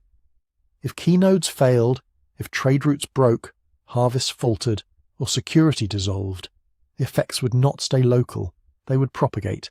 Around 1200 BCE, that's what seems to have happened. Our evidence comes in fragments, scribbled notes on clay, burnt layers in ruined cities, sudden gaps in written records.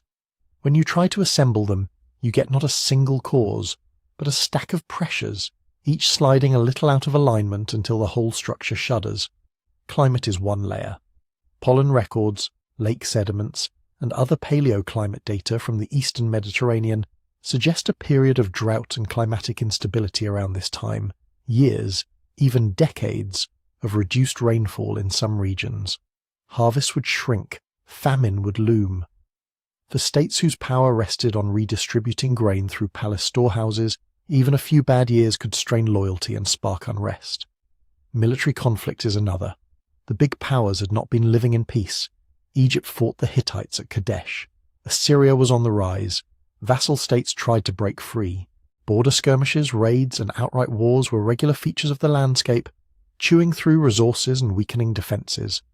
Then there are the movements we bundle under a deceptively simple label, the Sea Peoples.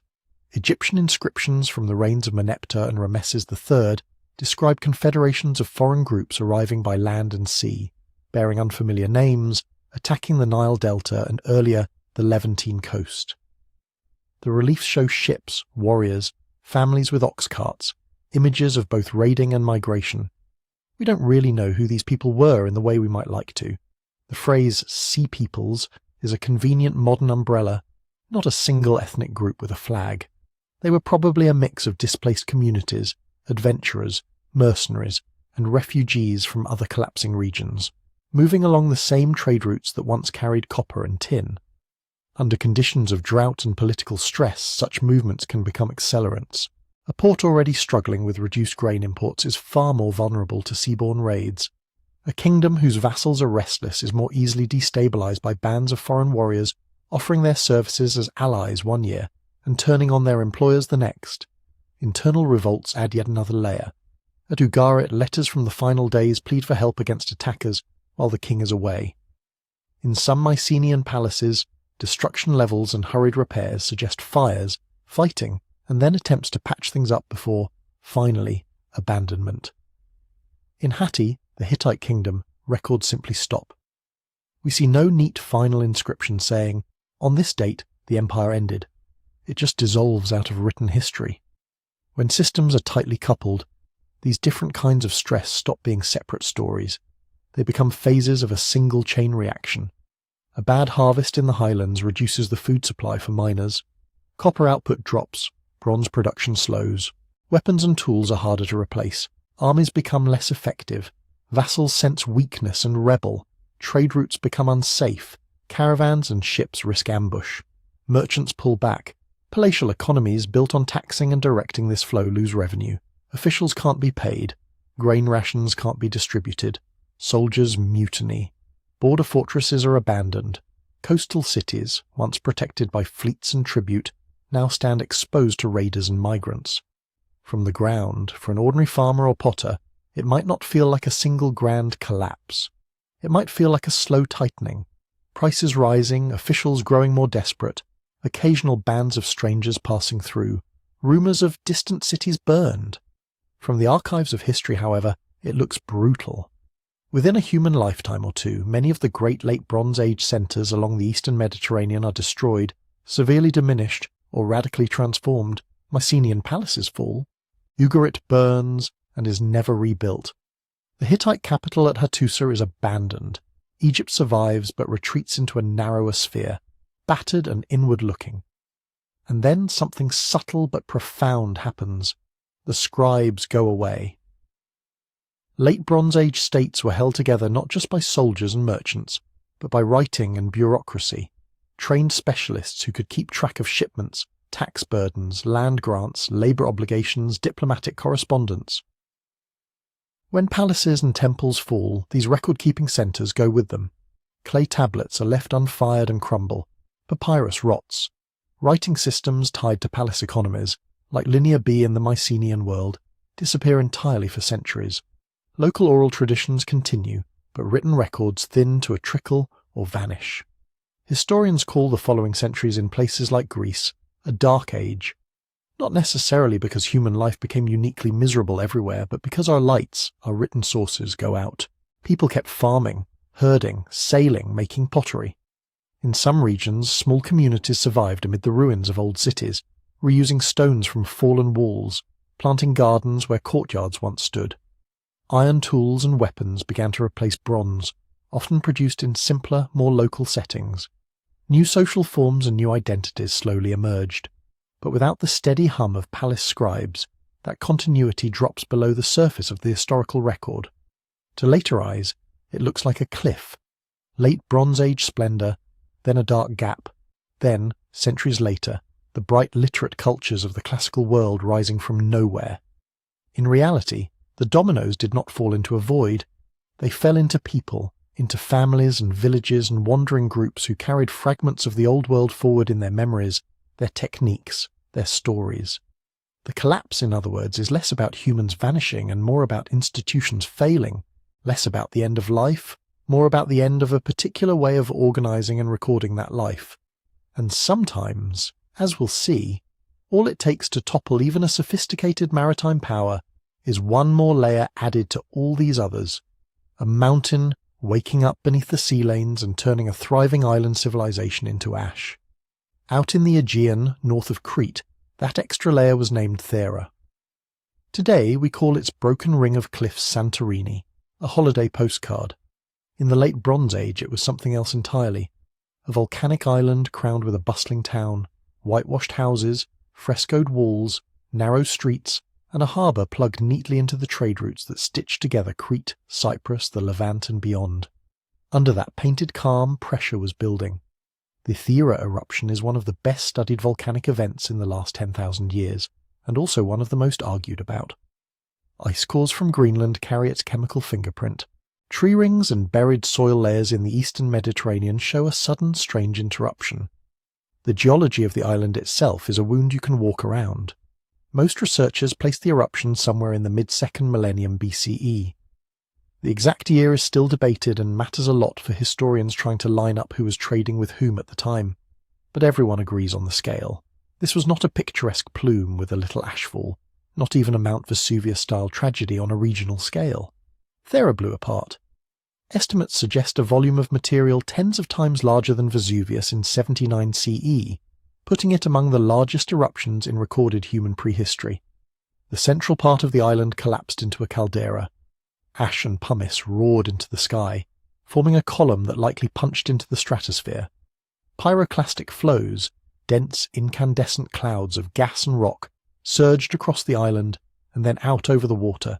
For the people of the town we call Akrotirion Thera itself, there was probably no aftermath, just a before and then a grey, choking instant. For Crete and the wider Minoan world, the story is murkier, and that's where it becomes interesting. When a volcano that size erupts into the sea, you get more than ash. You get water in motion.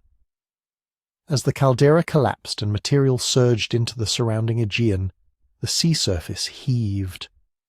Computer models and sediment traces around the coast suggest tsunamis radiating outward. Walls of water racing south toward northern Crete, east toward the Dodecanese and the Anatolian shore, west into the Cyclades. Imagine being in a Minoan harbour on Crete that day. You do not see the volcano. Thera is over the horizon. Perhaps you saw an odd distant cloud that morning, or heard a faint rumble. Maybe ash started to drift like an early hot snow. Then, hours later, the sea drains, sucking away from the shore, leaving ships stranded, fish flapping on suddenly exposed sand. A strange silence. And then the return. A roar and a line on the horizon that grows and grows until you realize it is the horizon, rearing up and moving toward you. We have deposits of marine sediments pushed far inland on parts of Crete's north coast that look very much like tsunami traces from this period. We have harbour installations and coastal sites with destruction layers that could line up with a major inundation and the earthquakes that often accompany such eruptions. But it's easy to let the image of a single gigantic wave wash away all complexity. Reality is messier. Crete is large. Its coastline is intricate. Not every harbour would have been hit equally. Some inlets might have channeled the waves into devastating surges. Others would have been partially shielded. Inland palaces on higher ground would not have been physically swamped, though they might have shuddered under earthquakes and seen ash falling on their fields. Ash itself is another subtle but serious stressor. A thick blanket can snap roofs, poison cisterns, and strip leaves from trees, exposing soil to erosion. A thinner dusting can paradoxically fertilize fields, but only after the initial shock. Livestock breathing in abrasive particles die or sicken. Water sources turn foul. For island societies that depend on small, intensively used patches of arable land, the margin between manageable and catastrophic is thin. Now lay the sea over that. The Minoans were a maritime civilization par excellence. Their ships carried Cretan goods, olive oil, textiles, crafted objects, to ports around the Aegean and eastern Mediterranean, and brought back copper, tin, and luxury materials. Their wealth, and likely a good deal of their political power, depended on controlling and taxing this movement. If key anchorages on Thera were erased, if Cretan harbours were hammered by tsunamis, if ash-choked air and floating pumice fields made sailing hazardous for a season or two, those sea lanes would not simply pause, they would warp. Merchants would shift routes to safer coasts. Rival powers, like the rising Mycenaean palaces on mainland Greece, could step into newly opened spaces, offering alternative ports, alternative protections. This is where the timeline becomes tricky.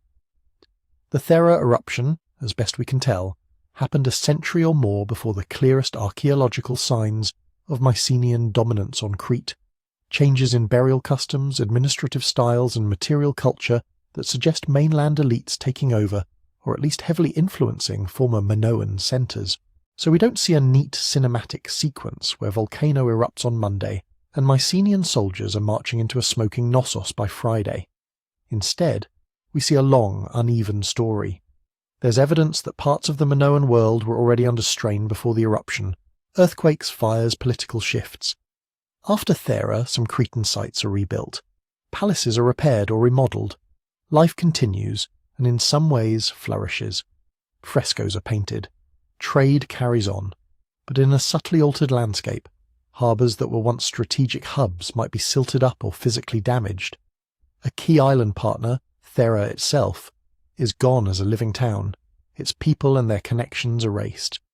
Farmers may be dealing with changed soil chemistry, altered rainfall patterns if the eruption nudged the regional climate for a few years, and the loss of coastal lands.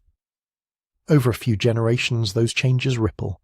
Perhaps palaces find it harder to command the same tribute, harder to promise steady overseas supplies, harder to project an aura of invulnerable power when everyone remembers the day the sea came in. Perhaps ambitious mainlanders with their own ships, their own warriors, find it easier to muscle into Cretan networks, offering protection, then partnership, then control. By the time we clearly see Mycenaean influence in Minoan palaces, the original volcanic disaster is already a memory, maybe not even for the living, but for their grandparents and great-grandparents. That's the real lesson Thera offers. Disasters on this scale are not always giant erasers, wiping cultures clean in an afternoon. More often they are forced turns in a river that was already winding. They break some links, strengthen others, and open doors for neighbouring powers to walk through. They change relative advantages. A caldera collapses in the Aegean, and somewhere on the mainland a palace gains leverage it did not have before. Yet in human minds, the story rarely stays that quiet. Something as violent as Thera does not just imprint on coastlines and pollen records. It carves its way into story. Generations pass, but people remember. The mountain that exploded, the day noon turned to night, the sea that rose and swallowed fields and ships, the island that vanished. Details blur, geography shifts, but the shape of the tale survives. Later Greek myths speak of floods and drowned lands, of wrathful gods shaking the earth, of islands punished and cities sunk for their pride. Much later still, philosophers will tell stories of an advanced island civilization swallowed by the sea in a single day and night, as a kind of moral warning. We cannot draw a straight, unbroken line from Thera to any one legend without stretching the evidence, but we can notice how often human societies return to the image of sudden inundation, of a bright world overturned by a force rising from below or beyond their control. Catastrophe stories persist because they do double duty. They help people make sense of trauma, of why grandparents left their homes, why there are ruins under the olive grove, why the shoreline looks wrong. And they serve as folded, half-remembered advice. The sea can change, the mountain is not asleep, power is not permanent. And as we'll see with our next civilization, even when the volcano is quiet, the same lesson applies. A different kind of empire, built on roads instead of sea lanes, can also learn that nothing large and well-ordered is exempt from long, slow unmaking. Rome liked to imagine itself as the opposite of those drowned islands and shaken palaces. Not a fragile sea empire depending on fair weather and open harbours, but a solid thing. Roads, walls, stone, law. An empire that called itself eternal while it was still young. From a certain angle, for a while, it almost looked true. By the 2nd century CE, the Roman world wrapped around the Mediterranean like a stone necklace. From northern Britain to the sands of Arabia, from the Atlantic to the Upper Nile, a person with the right papers could walk for months and never leave imperial territory. The frontiers were lined with forts. The interior was cross-hatched with roads. Grain shipments from North Africa and Egypt fed Rome and Constantinople. Tax flows, trade flows, troop movements, letters written in Latin and Greek, all moving along a network that, to those living inside it, might have felt as permanent as mountains. But permanence is a feeling, not a property. When we talk about the fall of Rome, it's easy to picture a single night, barbarians at the gates, flames licking at marble columns, a world ending between dusk and dawn. Reality, again, is slower and more uneven. In some places, what we call fall looked like a pay cut and a new flag. In others, it felt like the sky coming down. In many regions, nobody noticed a sharp break at all. Their grandchildren, centuries later, might still be using Roman law terms and Roman field boundaries without thinking of them as Roman. The pressures building inside this apparently solid structure were familiar ones, writ large. First, money. An empire is expensive. Legions on distant rivers, fleets in far harbours, walls along exposed frontiers, bureaucrats tallying everything from Egyptian harvest to Spanish silver. Every one of them had to be paid, supplied, and rotated. As expansion slowed and then stopped, the easy inflow of war booty and fresh taxable lands dried up.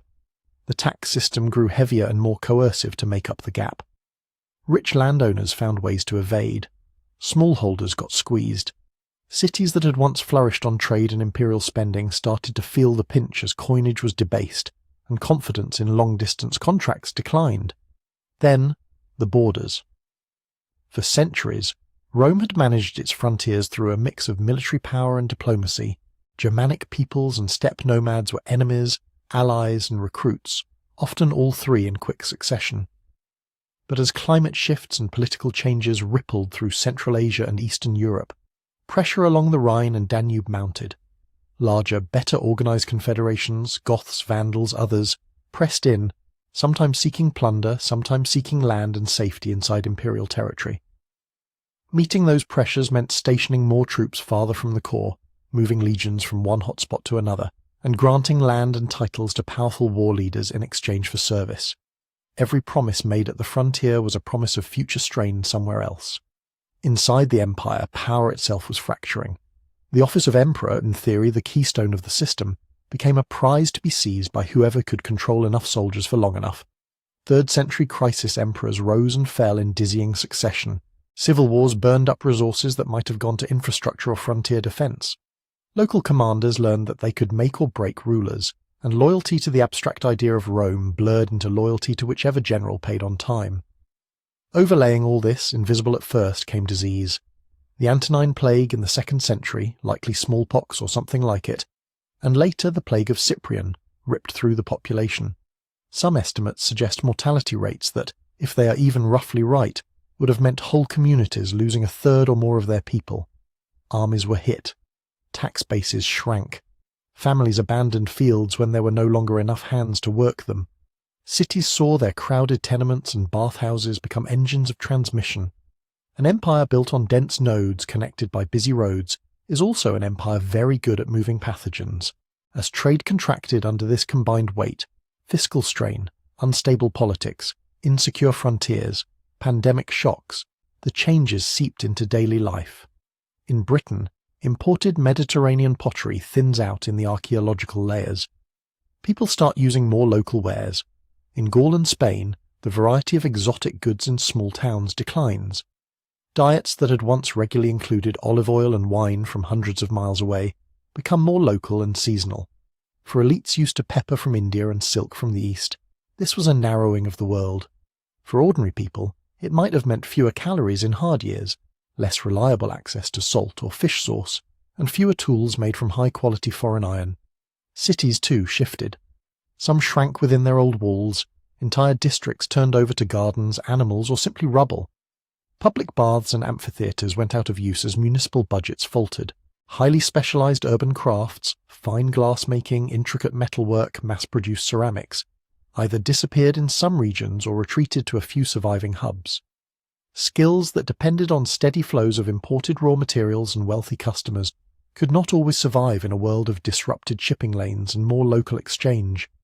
From the inside, for someone living through it, this might not have felt like the fall of civilization. It might have felt like the tax collector arriving more often, but taking payment in grain instead of coin, the road to the next town becoming less maintained, the annual festival shrinking, the army recruitment officer offering land to veterans because the state could no longer guarantee cash. And yet for all this, Rome did not vanish. In the east, centred on Constantinople, the Roman state persisted for another 1,000 years. Historians call it the Byzantine Empire, but its people called themselves Romans, wrote laws as Roman emperors, and saw their Christianized empire as a direct continuation of Augustus and Constantine. In the west, so-called barbarian kings took power in Italy, Gaul, Spain, and North Africa, but many adopted Roman titles, Roman styles of administration, even Roman religion. They issued laws in Latin. They governed from old Roman cities.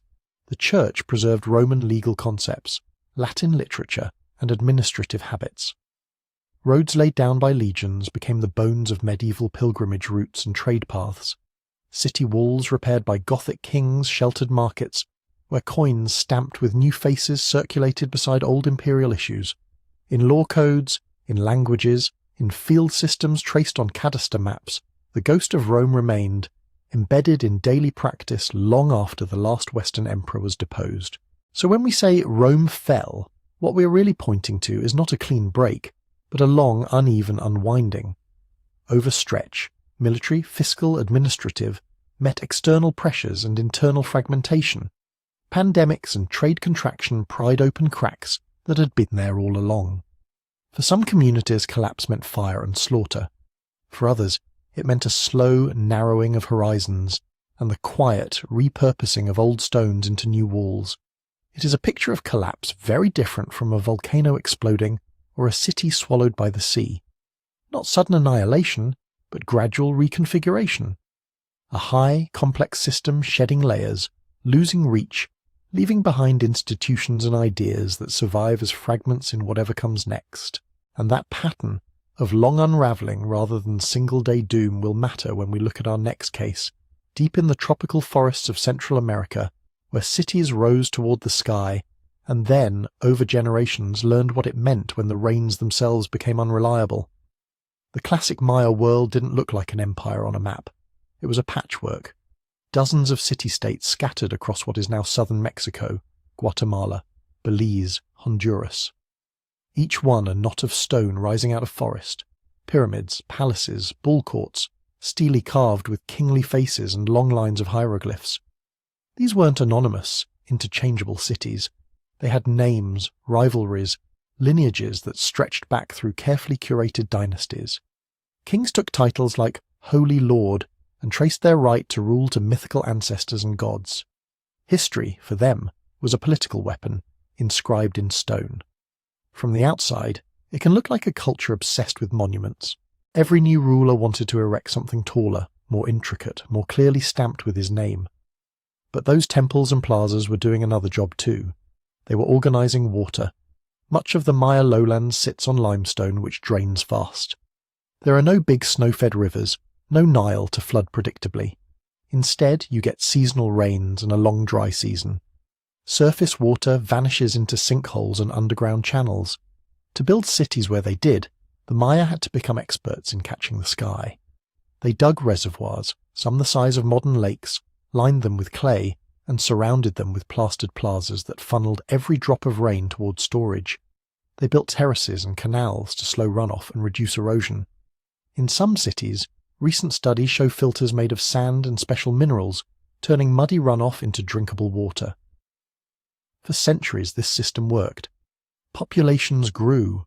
Hieroglyphic inscriptions record wars, marriages, conquests, not famines. The rainforest around them may look eternal to us, but for classic Maya kings it was a managed environment. Forest gardens, maize fields, orchards, reservoirs, all tied into ritual calendars that told you when to plant, when to harvest, when to ask the gods to keep the seasonal machinery turning. Then the timing began to slip. Sediment cores from lakes in the region and isotopes locked in cave stalagmites tell a story the inscriptions mostly don't. Cycles of drying spreading across the 8th and 9th centuries. Not one single mega-drought on a particular Tuesday, but repeated decades where the rains came late or weak, separated by brief recoveries, then more failures, in a landscape dependent on stored water that has a cumulative effect. A single bad year you can ride out with reserves, trade, and careful rationing. 3 or 4 bad years in a decade, repeated across a lifetime, erode everything. And erosion, in this case, was political as much as environmental. Classic Maya kings didn't just promise victory in war, they promised order in the cosmos. Through bloodletting, sacrifice, and ritual timed to the movements of the sun and planets, they claimed to keep the cycles of time and rainfall in balance. The carved stelae weren't just bragging, they were receipts, proof that this dynasty, this sacred lord, had done the right ceremonies on the right days. When droughts hit, the failure wasn't just agricultural, it was theological. We see the symptoms in the inscriptions. Monuments become less frequent in some cities, as if resources for grand building projects run thin, or rulers are too busy with more immediate crises. In others, the tone of texts shifts to record more warfare, more Star Wars timed to ominous celestial events. Capitals like Tikal, Calakmul, Karakul weave in and out of cycles of alliance and conflict, sometimes turning on former partners. Climate stress doesn't automatically cause war, but it sharpens every existing tension. If your reservoirs are low and your harvest uncertain, the city upstream, or upslope, looks less like a trading partner and more like a competitor for the last reliable sources of water and maize. Raiding for captives to sacrifice might intensify precisely when you can least afford to lose working hands, because elites need public rituals to reassure a population watching the skies with growing unease. Alliance shifts that would once have been about prestige and tribute now carry the weight of survival. Back one king, and your city might gain access to his reservoirs and fields. Back the wrong one, and you find yourself cut off just as the next failed rainy season arrives. Under these conditions, elite legitimacy frays. People may continue to attend rituals because there is no obvious alternative, but if the rains don't return, the quiet calculation begins. Perhaps this dynasty has lost the favour of the gods. Perhaps the next one will do better. Coup, dynastic breaks, new lineages claiming old thrones. These aren't just palace dramas, they are experiments in restoring balance to a world that seems to be slipping. Archaeologists see the results, in the bones of cities. In some centres, there is evidence of hurried fortification, hastily built walls cutting across once open plazas. In others, elite palaces show signs of burning while commoner neighbourhoods linger on for a while longer. Monument carving stops before habitation layers end, suggesting rulers vanished before everyone else did. And then, gradually, the urban fabric thins. House mounds go unrebuilt. Trash deposits shrink. Imported luxury goods disappear from the record. Local pottery takes their place. By the end of the 9th century, many of the great southern lowland cities are largely empty of monumental life. No more new stelae, no more elaborate tombs. The forest edges creep in. For a long time, people spoke of this as a Maya collapse, as if an entire people had simply vanished. They didn't. Maya languages are still spoken today by millions of people across the region. In the centuries after the Classic period, populations shifted northward into areas where water management could be organized differently, or where groundwater was more accessible. New centers like Chichen Itza rose with their own styles of politics and religion. Old cities were quarried for stone, visited as sacred ruins, remembered in stories. In some regions, smaller villages and farmsteads persist right through the so-called collapse layers. People stayed on the land they knew, but without the dense hierarchy of court scribes, temple architects, and full-time warriors that had once clustered around sacred kings. The high, monument-heavy version of Maya urban life unraveled. The civilization did not, which brings us back to that slippery phrase, wiped out. In the case of the classic Maya lowlands, what was wiped out was not a people, a language family, or a cultural tradition in any simple sense. It was a particular mode of living, densely populated city-states, run by kings whose power depended on their ability to manage both water and meaning in a climate that had turned against them. The cities emptied, or shrank until they were shadows of themselves. The forests returned. From a distance of 1,000 years, that looks like disappearance. Up close, it looks more like reconfiguration. People moving, adapting, remembering, carrying pieces of an old order into new landscapes and new arrangements. A pattern we've now seen in Ice Age bottlenecks, drowned coasts, ancient empires, and rainforest kingdoms alike. And on a small island in the Pacific, with giant stone faces staring inland, the same question will surface again. When everything visible seems to fall, what exactly has really been lost? To most of the outside world, Rapa Nui is shorthand for a single image, an isolated triangle of land in the middle of the Pacific, giant stone heads staring over empty grassland. A people who, the story goes, cut down their last tree, ruined their own ecosystem, and collapsed in a parable of self-destruction. It's a neat story, almost too neat. Rapa Nui really is remote. The nearest inhabited land is more than 2,000 kilometers away. When Polynesian voyagers first arrived, maybe around 1200 CE, they were stepping onto one of the most isolated inhabited places on Earth. No neighbouring islands to paddle to if things went wrong, no backup coastline just over the horizon. What they found was a small volcanic island, windy, with poor, easily eroded soils, and, this part is important, covered in forest, including a now extinct species of giant palm. Enough wood for canoes, houses, fires, and eventually, for moving and raising those famous statues, the moai. The older popular version of the story runs like this. The population grew. Chiefs and lineages competed to build bigger and more impressive moai. To move these massive stone figures, people cut down more and more trees for rollers and ropes, stripping the hillsides faster than the forest could regrow. Without trees, the thin soils washed away, crop yields crashed, starvation followed, social order broke. In some tellings, people resorted to cannibalism.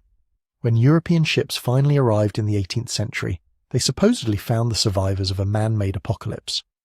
It's an appealing narrative if you want a cautionary tale about environmental overshoot. A small world, finite resources, short-sighted decisions, and then collapse. A perfect miniature for the whole planet. But when archaeologists and paleoecologists started looking closely at the evidence, the picture changed. The pollen in lake sediments does show forest decline. The palms vanish from the record. Charcoal particles increase, suggesting more burning. But mixed in with those traces is something else, gnawed seeds and nuts, with the same distinctive bite marks, repeating over and over. Rats. The Polynesian rat almost certainly arrived with the first canoes as an uninvited passenger. On other Pacific islands, these rats are known to devastate native forests by eating seeds and seedlings before they can mature. On Rapa Nui, where trees had evolved in total isolation from mammalian seed predators, they were especially vulnerable. In some reconstructions, by the time humans were cutting palm trunks for canoes, rat populations had already exploded into the millions, turning the forest into a one-way system, mature trees dying, No new generation coming up. Add to that the climate. The island sits in a part of the Pacific affected by long-term swings in ocean and atmospheric circulation. Paleoclimate records suggest periods of increased drought around the same centuries when deforestation and land use change were happening. Less reliable rainfall on an already marginal island doesn't automatically cause famine, but it tightens the margin for error.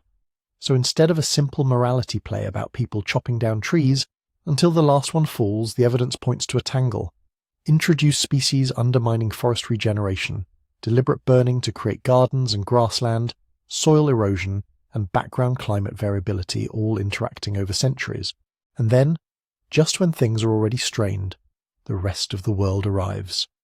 European contact on Rapa Nui was not a single gentle encounter. It was a series of visits and raids, beginning in 1722 and intensifying in the 19th century. Sailors brought diseases that islanders had no immunity to: smallpox, tuberculosis, syphilis. Peruvian slave raiders kidnapped a large fraction of the remaining population in the 1860s, including many religious and political leaders. Missionaries and colonial authorities later confined survivors to a small part of the island, disrupted traditional land use, and forbade older ritual practices. By the late 19th century, the number of Rapa Nui people had crashed to just over 100. If you drop in at that moment, look around at abandoned statues, eroded slopes, and a shattered population, it's easy to imagine a society that destroyed itself through short-sightedness. But much of what you're seeing is the wreckage of contact, disease, and slavery layered on top of centuries of local adaptation to a hard environment. That doesn't mean humans played no role in changing the island. Of course they did.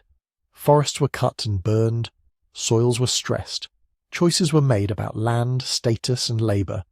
But those choices were made inside a world that also contained shipborne pathogens, rats, climate shifts, and distant empires looking for labour and territory.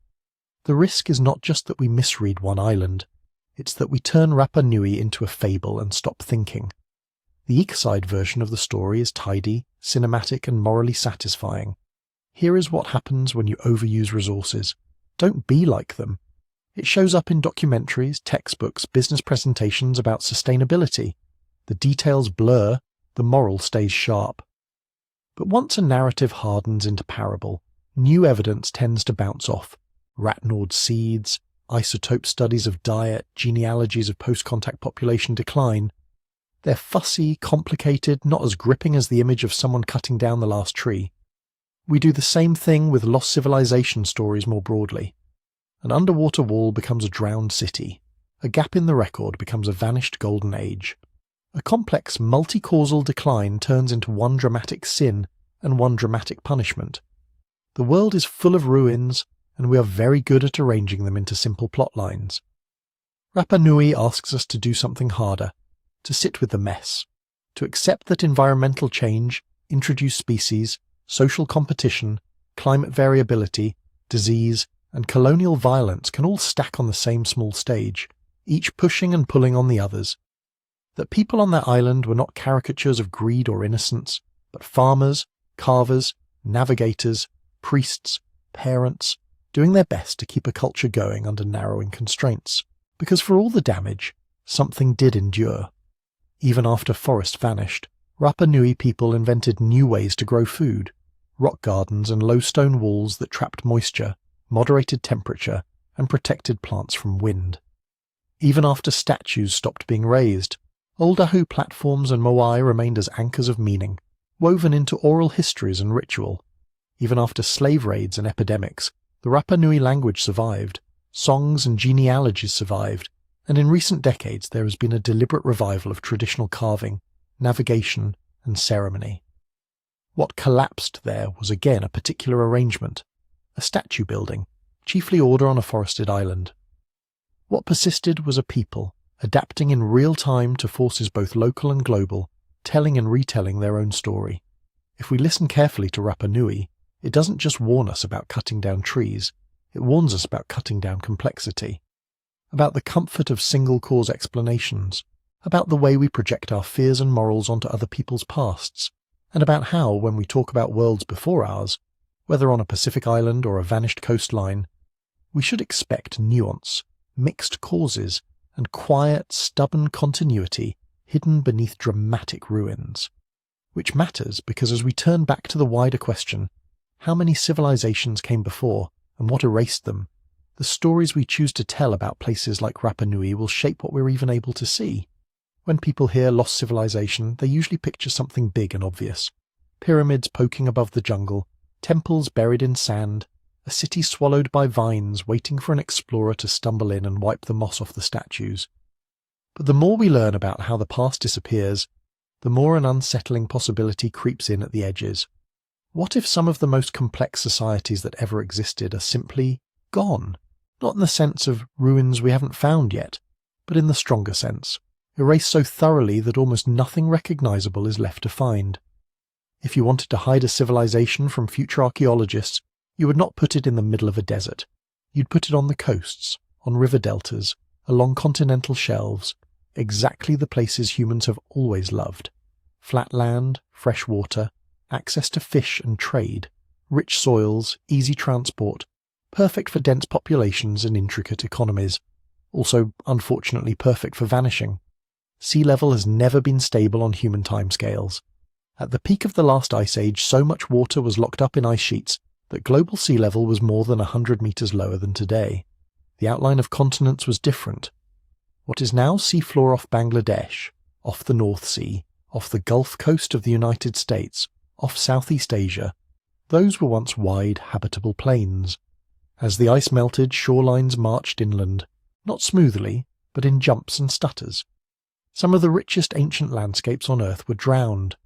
If early cities, or even something more advanced, were clustered on those now submerged shelves, much of their built environment would have been attacked by waves, storms, chemical weathering, and burrowing life for thousands of years. Wood rots, brick dissolves, unprotected metal corrodes away. So what would still be visible? If we're talking about societies at the scale of ancient Egypt or the Indus Valley, we'd expect more than one kind of trace. Mines, for one. You can't run bronze foundries, let alone something industrial, without moving a lot of ore. Intensive mining reshapes hillsides. It fills valleys with tailings. It leaves tunnels and pits that don't look like natural caves. We'd also expect pollution signatures. Lead in Greenland ice cores from Roman smelting. Radioactive isotopes from 20th century nuclear tests. Nitrogen spikes in lake sediments from modern fertilizer use. These are the sorts of chemical fingerprints we already use to track our own impact. Engineered landscapes are another clue. Terracing on steep slopes, straight-edge canals that ignore the small meanders of natural rivers, dams, massive earthworks. You can erase the buildings on top, but big alterations of topography are stubborn. They show up in satellite imagery, in drainage patterns, in how soils and sediments are layered. So far, when scientists look for these things in the last couple of 100,000 years, the period when our own species and our cousins were around, they see human impact growing over time, but nothing that looks like a missing industrial age before ours. There are anomalies, of course, there always are. Out-of-place artifacts people pass around on the internet. A stone that looks like a machine part, a geologic formation that, from one angle, resembles a wall, vague stories about underwater roads. Almost all of these fall apart under close inspection. The bolt dissolves into a crystal that naturally grows in hexagonal shapes. The road turns out to be fractured limestone breaking along neat lines. That intriguing lump of metal in ancient strata turns out to be contamination from modern drilling. This doesn't mean there are no puzzles left. Archaeology is full of sites we don't fully understand yet, periods with gaps, technologies that seem to appear suddenly. But the standard for saying this is evidence of a whole unknown civilization is, on purpose, very high. It has to be. Extraordinary claims should rest on more than a photograph and a feeling. There's an even stranger version of the question, sometimes called the Silurian hypothesis, after a vintage science fiction story. Instead of asking whether we've missed a human civilization in the last few 100,000 years, it asks, if an industrial civilization had risen on Earth tens of millions of years before humans, say in the time of the dinosaurs, would we even be able to tell? Most physical structures would be gone. Plate tectonics shreds and recycles crust. Erosion grinds mountains down. Over tens of millions of years, only the most durable and widespread signals stand a chance. Maybe a global layer of synthetic molecules that don't form in nature. A very sharp spike in certain isotopes from burning fossil carbon. unusual metal distributions in marine sediments from worldwide mining and manufacturing. When geologists look through older rocks with that in mind, they do see abrupt changes. The asteroid impact that ended the dinosaurs, big volcanic events, natural climate swings that left their mark. They don't see anything yet that demands an explanation like, an earlier technological species did this. But the exercise is still useful. It forces us to think carefully about what kinds of traces we ourselves are leaving and how long they might last. Some will be surprisingly persistent.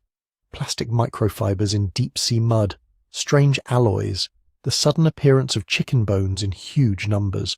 Others will fade faster than we might expect. If you enjoy drifting off with questions like these, how we know what we know and what we might be missing, I've written a whole book that wanders through the same territory in more depth. You can find it at sleepytimehistory.com, and for this week there's a discount for listeners who want something quiet and thoughtful on the bedside table. So where does that leave our unknown civilizations? On one side, the evidence we have, the fossils, the sediments, the ruins we have found, does not require hidden industrial empires before ours. It can be explained, often elegantly, by the patterns we already see. Slow evolution, local cultures rising and falling, climate doing its long, uneven dance. On the other side, the Earth is very old, very dynamic, and very good at cleaning up after itself. Coastlines drown, forests regrow over cities, ice scrapes away the slate. Between those two realities is a narrow but important space, a space where we can let wonder breathe, entertain possibilities, imagine shorelines that are now seafloor and stories we'll never recover, while still anchoring ourselves to the traces that actually exist in rock, in mud, in ancient DNA. That balance matters, because in the next part of this journey, we're going to look closely at the ways civilizations really do get erased, including our own. If you listen long enough to the stories of past societies, a pattern starts to emerge. Not one single pattern, but a small toolkit of ways things come apart. Different mixtures, different proportions, but the same handful of forces working on different timescales through different cultures and technologies. Think of them as 6 big erasers. The first is climate volatility. Not climate change in the abstract, but very concrete shifts in what farmers, herders and foragers can rely on. A river that used to flood gently every year suddenly swings between extremes. 3 years of nothing, then a wall of water that scours the banks. Rains that once arrived in April now drift to June, or skip a year entirely. Winters lengthen. Summers turn hotter, drier, smokier. For a while, societies can buffer this. Granaries, trade routes, emergency measures. But the basic arithmetic is ruthless. A community that built itself around a certain pattern of growing seasons can't easily retool if that pattern jumps. It's not just drought either. Too much water can be just as deadly. Floodplains that used to be a blessing drown too often to be safe. Salty seawater pushes into deltas and wells. Fields that once fed tens of thousands turn sour and waterlogged. Most of the time, climate doesn't erase people outright. It does something slower, more insidious. It frays the connections that keep a complex society running. Tax systems designed for predictable harvests start to fail. Local officials look the other way when shipments are short. Corruption grows in the gaps between expectation and reality. Eventually the formal structure, a kingdom, an empire, a city-state network, simply can't keep its promises anymore. The second eraser is disease and demographic shock. The more connected a civilization becomes, the more it behaves like a single organism. Goods, people, ideas shuttle back and forth along roads and sea lanes. So do pathogens. A disease that might have once burned out in one isolated valley can now hopscotch from port to port, caravan to caravan, pig to soldier to dock worker to priest. Densely packed cities, poor sanitation, malnutrition from failing harvests. These all make for excellent incubators. Sometimes the numbers alone are enough to break a civilization's backbone. If a third of your population dies in a decade, you don't just lose bodies, you lose institutional memory. The people who knew how to manage the irrigation system, who remembered the old treaties, who could read the ledgers and keep the calendar, all gone. And then there's the fear. During a pandemic, trust collapses. People flee cities. They avoid markets and gatherings. Local authorities are blamed. Outsiders are blamed. Old social orders wobble, not just because of how many have died, but because of how the survivors now see one another. Even when an epidemic fades, the demographic and psychological shock can echo for generations. The third eraser is war, migration, and state failure, the human version of a storm system. Violence on its own can be surprisingly survivable for large societies. Borders move, cities burn and get rebuilt, rulers change. The deeper damage comes when organized violence and institutional breakdown reinforce each other. Armies need food, metal, animals, recruits. They strip the countryside. Refugees surge ahead of them, bringing stories, trauma, and sometimes disease to the regions they flee into. Local elites build private militias. Roads become dangerous. Trade shrinks. A state that can no longer guarantee basic security. No safe travel, no reliable courts, no predictable taxes in exchange for protection starts to unravel. Peripheral regions drift away. Old loyalties shift to clan, sect, or warlord. From a distance, centuries later, this can look like a sudden collapse. Up close, it would have felt more like a long unwinding, each year a little less stable than the last, until one more war, one more wave of migrants, one more assassination tips the whole system into something unrecognizable. The fourth eraser comes from below and above, geology and space. Most of the time the ground feels solid and the sky feels harmless. On human timescales they are. On geological timescales they're restless. A major earthquake doesn't just knock down buildings. It can permanently alter river courses, uplift coastlines, change where harbours are safe and where they aren't. A port city that suddenly finds its bay too shallow or its river blocked by uplifted rock loses its reason to exist. Volcanoes can go further. A big explosive eruption can bury entire landscapes in ash and pumice. Ashfall can collapse roofs, poison water, kill crops for hundreds of kilometres downwind. Sulfur aerosols in the upper atmosphere can dim sunlight worldwide for months, even years, tipping already precarious climates into failed harvests.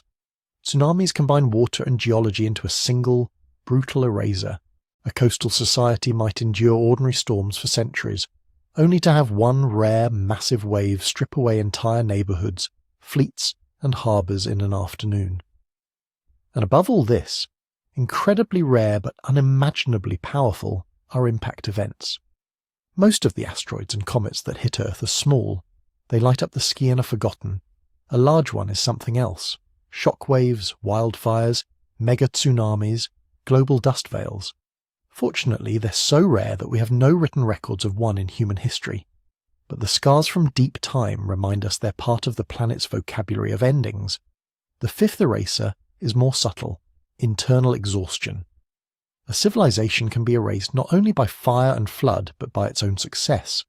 Soils mined of nutrients, forests cut faster than they regrow, groundwater pumped quicker than it refills, administrative systems swollen with complexity until they can no longer respond flexibly to shocks, elites so focused on their own games of status and power that they stop investing in the infrastructure everyone depends on.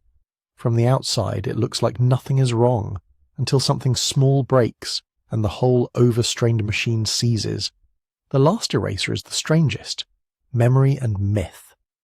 Because even when people survive, even when languages and communities continue, the shape of what came before can be blurred beyond recognition in just a few lifetimes. Stories are not archives, they're living things. They compress events, borrow imagery, dramatize. 100 years of drought becomes 7 lean years. A series of bad storms and minor floods fuses into one great deluge. A regional war between competing kingdoms becomes a cosmic struggle between gods. Archaeology sometimes catches myth in the act, comparing ancient texts and oral traditions with layers in the ground. A flood story that matches a known river surge.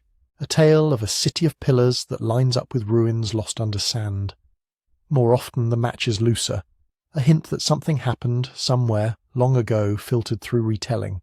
In this way, civilizations can be half erased. Their bricks scattered, their writing systems forgotten, but their shadows still walking in epic poems, in religious narratives, in folk tales told to children falling asleep. When we say, we are the 7th civilization, this is what we're really pointing at. Not a literal count of vanished empires, but the recognition that complex societies are fragile arrangements held together against a world that is always, quietly, trying to unmake them. Climate, disease, war and migration, earth and sky, internal strain, the soft erosion of memory itself, all of these erasers are still with us. And that raises a final uneasy question. Knowing what we know now, with all our science and history and foresight, what does it mean to be the next civilization written in the sediment, or the one that somehow learns to keep writing? To answer that, we have to look back one more time at the worlds that came before us, not as curiosities, not as tragedies to gawk at, but as mirrors. When we called ourselves the seventh civilization, it wasn't really about the number. It was a way of seeing our own moment in a very long chain. Hunter-gatherer networks holding together through ice and drought, the first farmers coaxing grain out of river mud, city builders experimenting with law, writing and storage on a scale nature had never seen before. Again and again, humans discovered how to knit thousands, then millions of lives into a shared project. Again and again, those projects frayed. And yet, in every case, something passed through the fire. Techniques, stories, crops, gods with new names, brick sizes and canal routes and star charts. Even when states fell, the thread didn't quite break. It slipped into new hands. That's the strange double lesson of calling ourselves the seventh. Civilizations are fragile, but civilization as a way of living is incredibly persistent. When you look across Akkad, the Indus, the Bronze Age, Rome, the Maya, and all the quieter examples we didn't have time to visit, you start to see the same pressure points. Interdependence comes first. For a city or a globe-spanning economy, interdependence is its greatest strength and its deepest vulnerability. Traders in Bronze Age ports relied on tin from distant mountains. Roman bakers depended on grain ships crossing risky seas. Today, a supermarket shelf may hide a supply chain that crosses half the planet. Interdependence lets us specialize, become efficient, support astonishing numbers of people. But it also means that when one piece fails, a strait closes, a harvest fails, a rare mineral runs short, the shock is felt far away from where it started. Then there's inequality. Every complex society has some. Surpluses make it possible, but the balance matters. When elites skim too much, when ordinary people carry all the risk and get little of the reward, the system becomes brittle. Tax revolts in the late Roman Empire, peasants walking away from failing Maya cities, villagers in Mesopotamia quietly abandoning salinized fields, all echo the same pattern. When participation feels like a losing game, people stop playing. Legitimacy sits on top of that.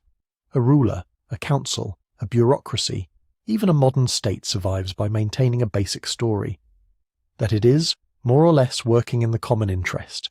That its rules are fair enough. That its promises will be kept.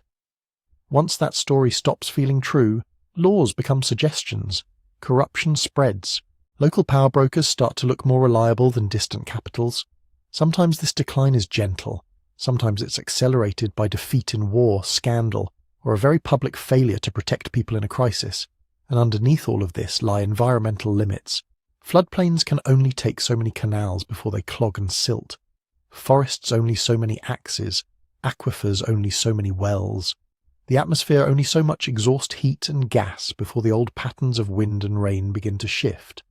Past civilizations usually discovered their limits indirectly, through rising salt in the fields, longer walks for firewood, more frequent crop failures. We have instruments, satellites, models. We can watch the warning lights in real time. Being the next civilization, then, isn't just about having bigger tools. It's about what we do with that awareness. Resilience, when you strip it down, comes from three simple things: redundancy, adaptation, and memory. Redundancy is the art of not having only one of anything important, more than one crop, more than one trade route, more than one way to generate power, store food, get clean water. The Indus cities had multiple wells and drains per neighborhood. Medieval farmers planted mixtures of grains. Today, redundancy might mean diverse energy sources, regional food systems, backup plans for when one part of the grid goes dark. Adaptation is the willingness to change the rules while the game is still being played. Civilizations that survived shocks best were the ones that could adjust quickly, shift planting dates, relocate capitals, reform tax systems, accept new groups into the circle of us. It's not technology alone that does this, it's culture, norms that allow experimentation, dissent and course correction before the cliff edge. Memory is what lets redundancy and adaptation accumulate instead of resetting every few generations. Clay tablets, oral epics, monasteries copying texts through dark centuries, today's servers and printed books and shared scientific databases, but also something softer, a cultural habit of looking backward honestly, of treating past mistakes as warnings instead of embarrassments to bury. If we are, in some long perspective, the seventh civilization, then perhaps our task is to be the first that takes its own fragility seriously enough to plan for its continuity, without pretending it can freeze history in place. Because even in the best case, we are not the end point. We are someone's layer in the ground, someone's puzzling shard. Imagine, very far in the future, careful minds sifting through whatever is left of our age. Maybe they find traces of vast carbon spikes in ice, strange alloys in the sediment, concentrated bands of plastic dust, ruins of megacities along coastlines shifted by rising seas, bones showing diseases controlled for a time, then new ones emerging, perhaps fragments of circuitry they can't quite decode, or inscriptions in languages that have become as opaque as Linear A is to us. What story would they tell? Would they see us as a golden age that burned too fast through its inheritance? As a transitional culture that stumbled, learned, and handed them a livable world? As one more experiment in organizing millions of primate brains that worked for a while, then fractured under its own weight? We don't get to choose their answer. We only get to shape the evidence, the canal routes we carve, the species we save or lose, the stories we write down and the ones we live by when no one is watching, the way we respond when the familiar patterns of weather, trade and trust start to bend. That might sound heavy, but it can also be quietly reassuring. Because all through this night of history we've walked together, one thing has been constant: the capacity of small groups of humans to care for one another, to improvise, to rebuild. You listening now are part of that same long line, a descendant of survivors, a potential ancestor of someone who will look back on this era as long ago. If you've enjoyed drifting through these older worlds and their lessons, you might want to help keep this little project going. Gently, when you're awake enough, you can like this video, leave a comment and subscribe so you don't miss the next journey through deep time. I'd love to know, again, where you're listening from tonight. What city, what landscape, what little corner of the seventh civilization you call home? And if these kinds of stories speak to you, you might be interested in my book about prehistoric secrets and the hidden past beneath our feet. You can learn more, or pick up a copy, at sleepytimehistory.com. For now, let the details blur. Akkad's dust, Rome's roads, the drowned coasts, the buried temples and forgotten scripts, all of them settling into a quiet background hum. Somewhere far above those layers, in the thin, bright present, our own lights are flickering. They won't burn forever. But the pattern, the urge to understand, to remember, to care about what comes after, has survived ice ages and dark ages before. As you drift towards sleep, you can let that be enough. We are the seventh civilization for a while. Someone someday will be the eighth,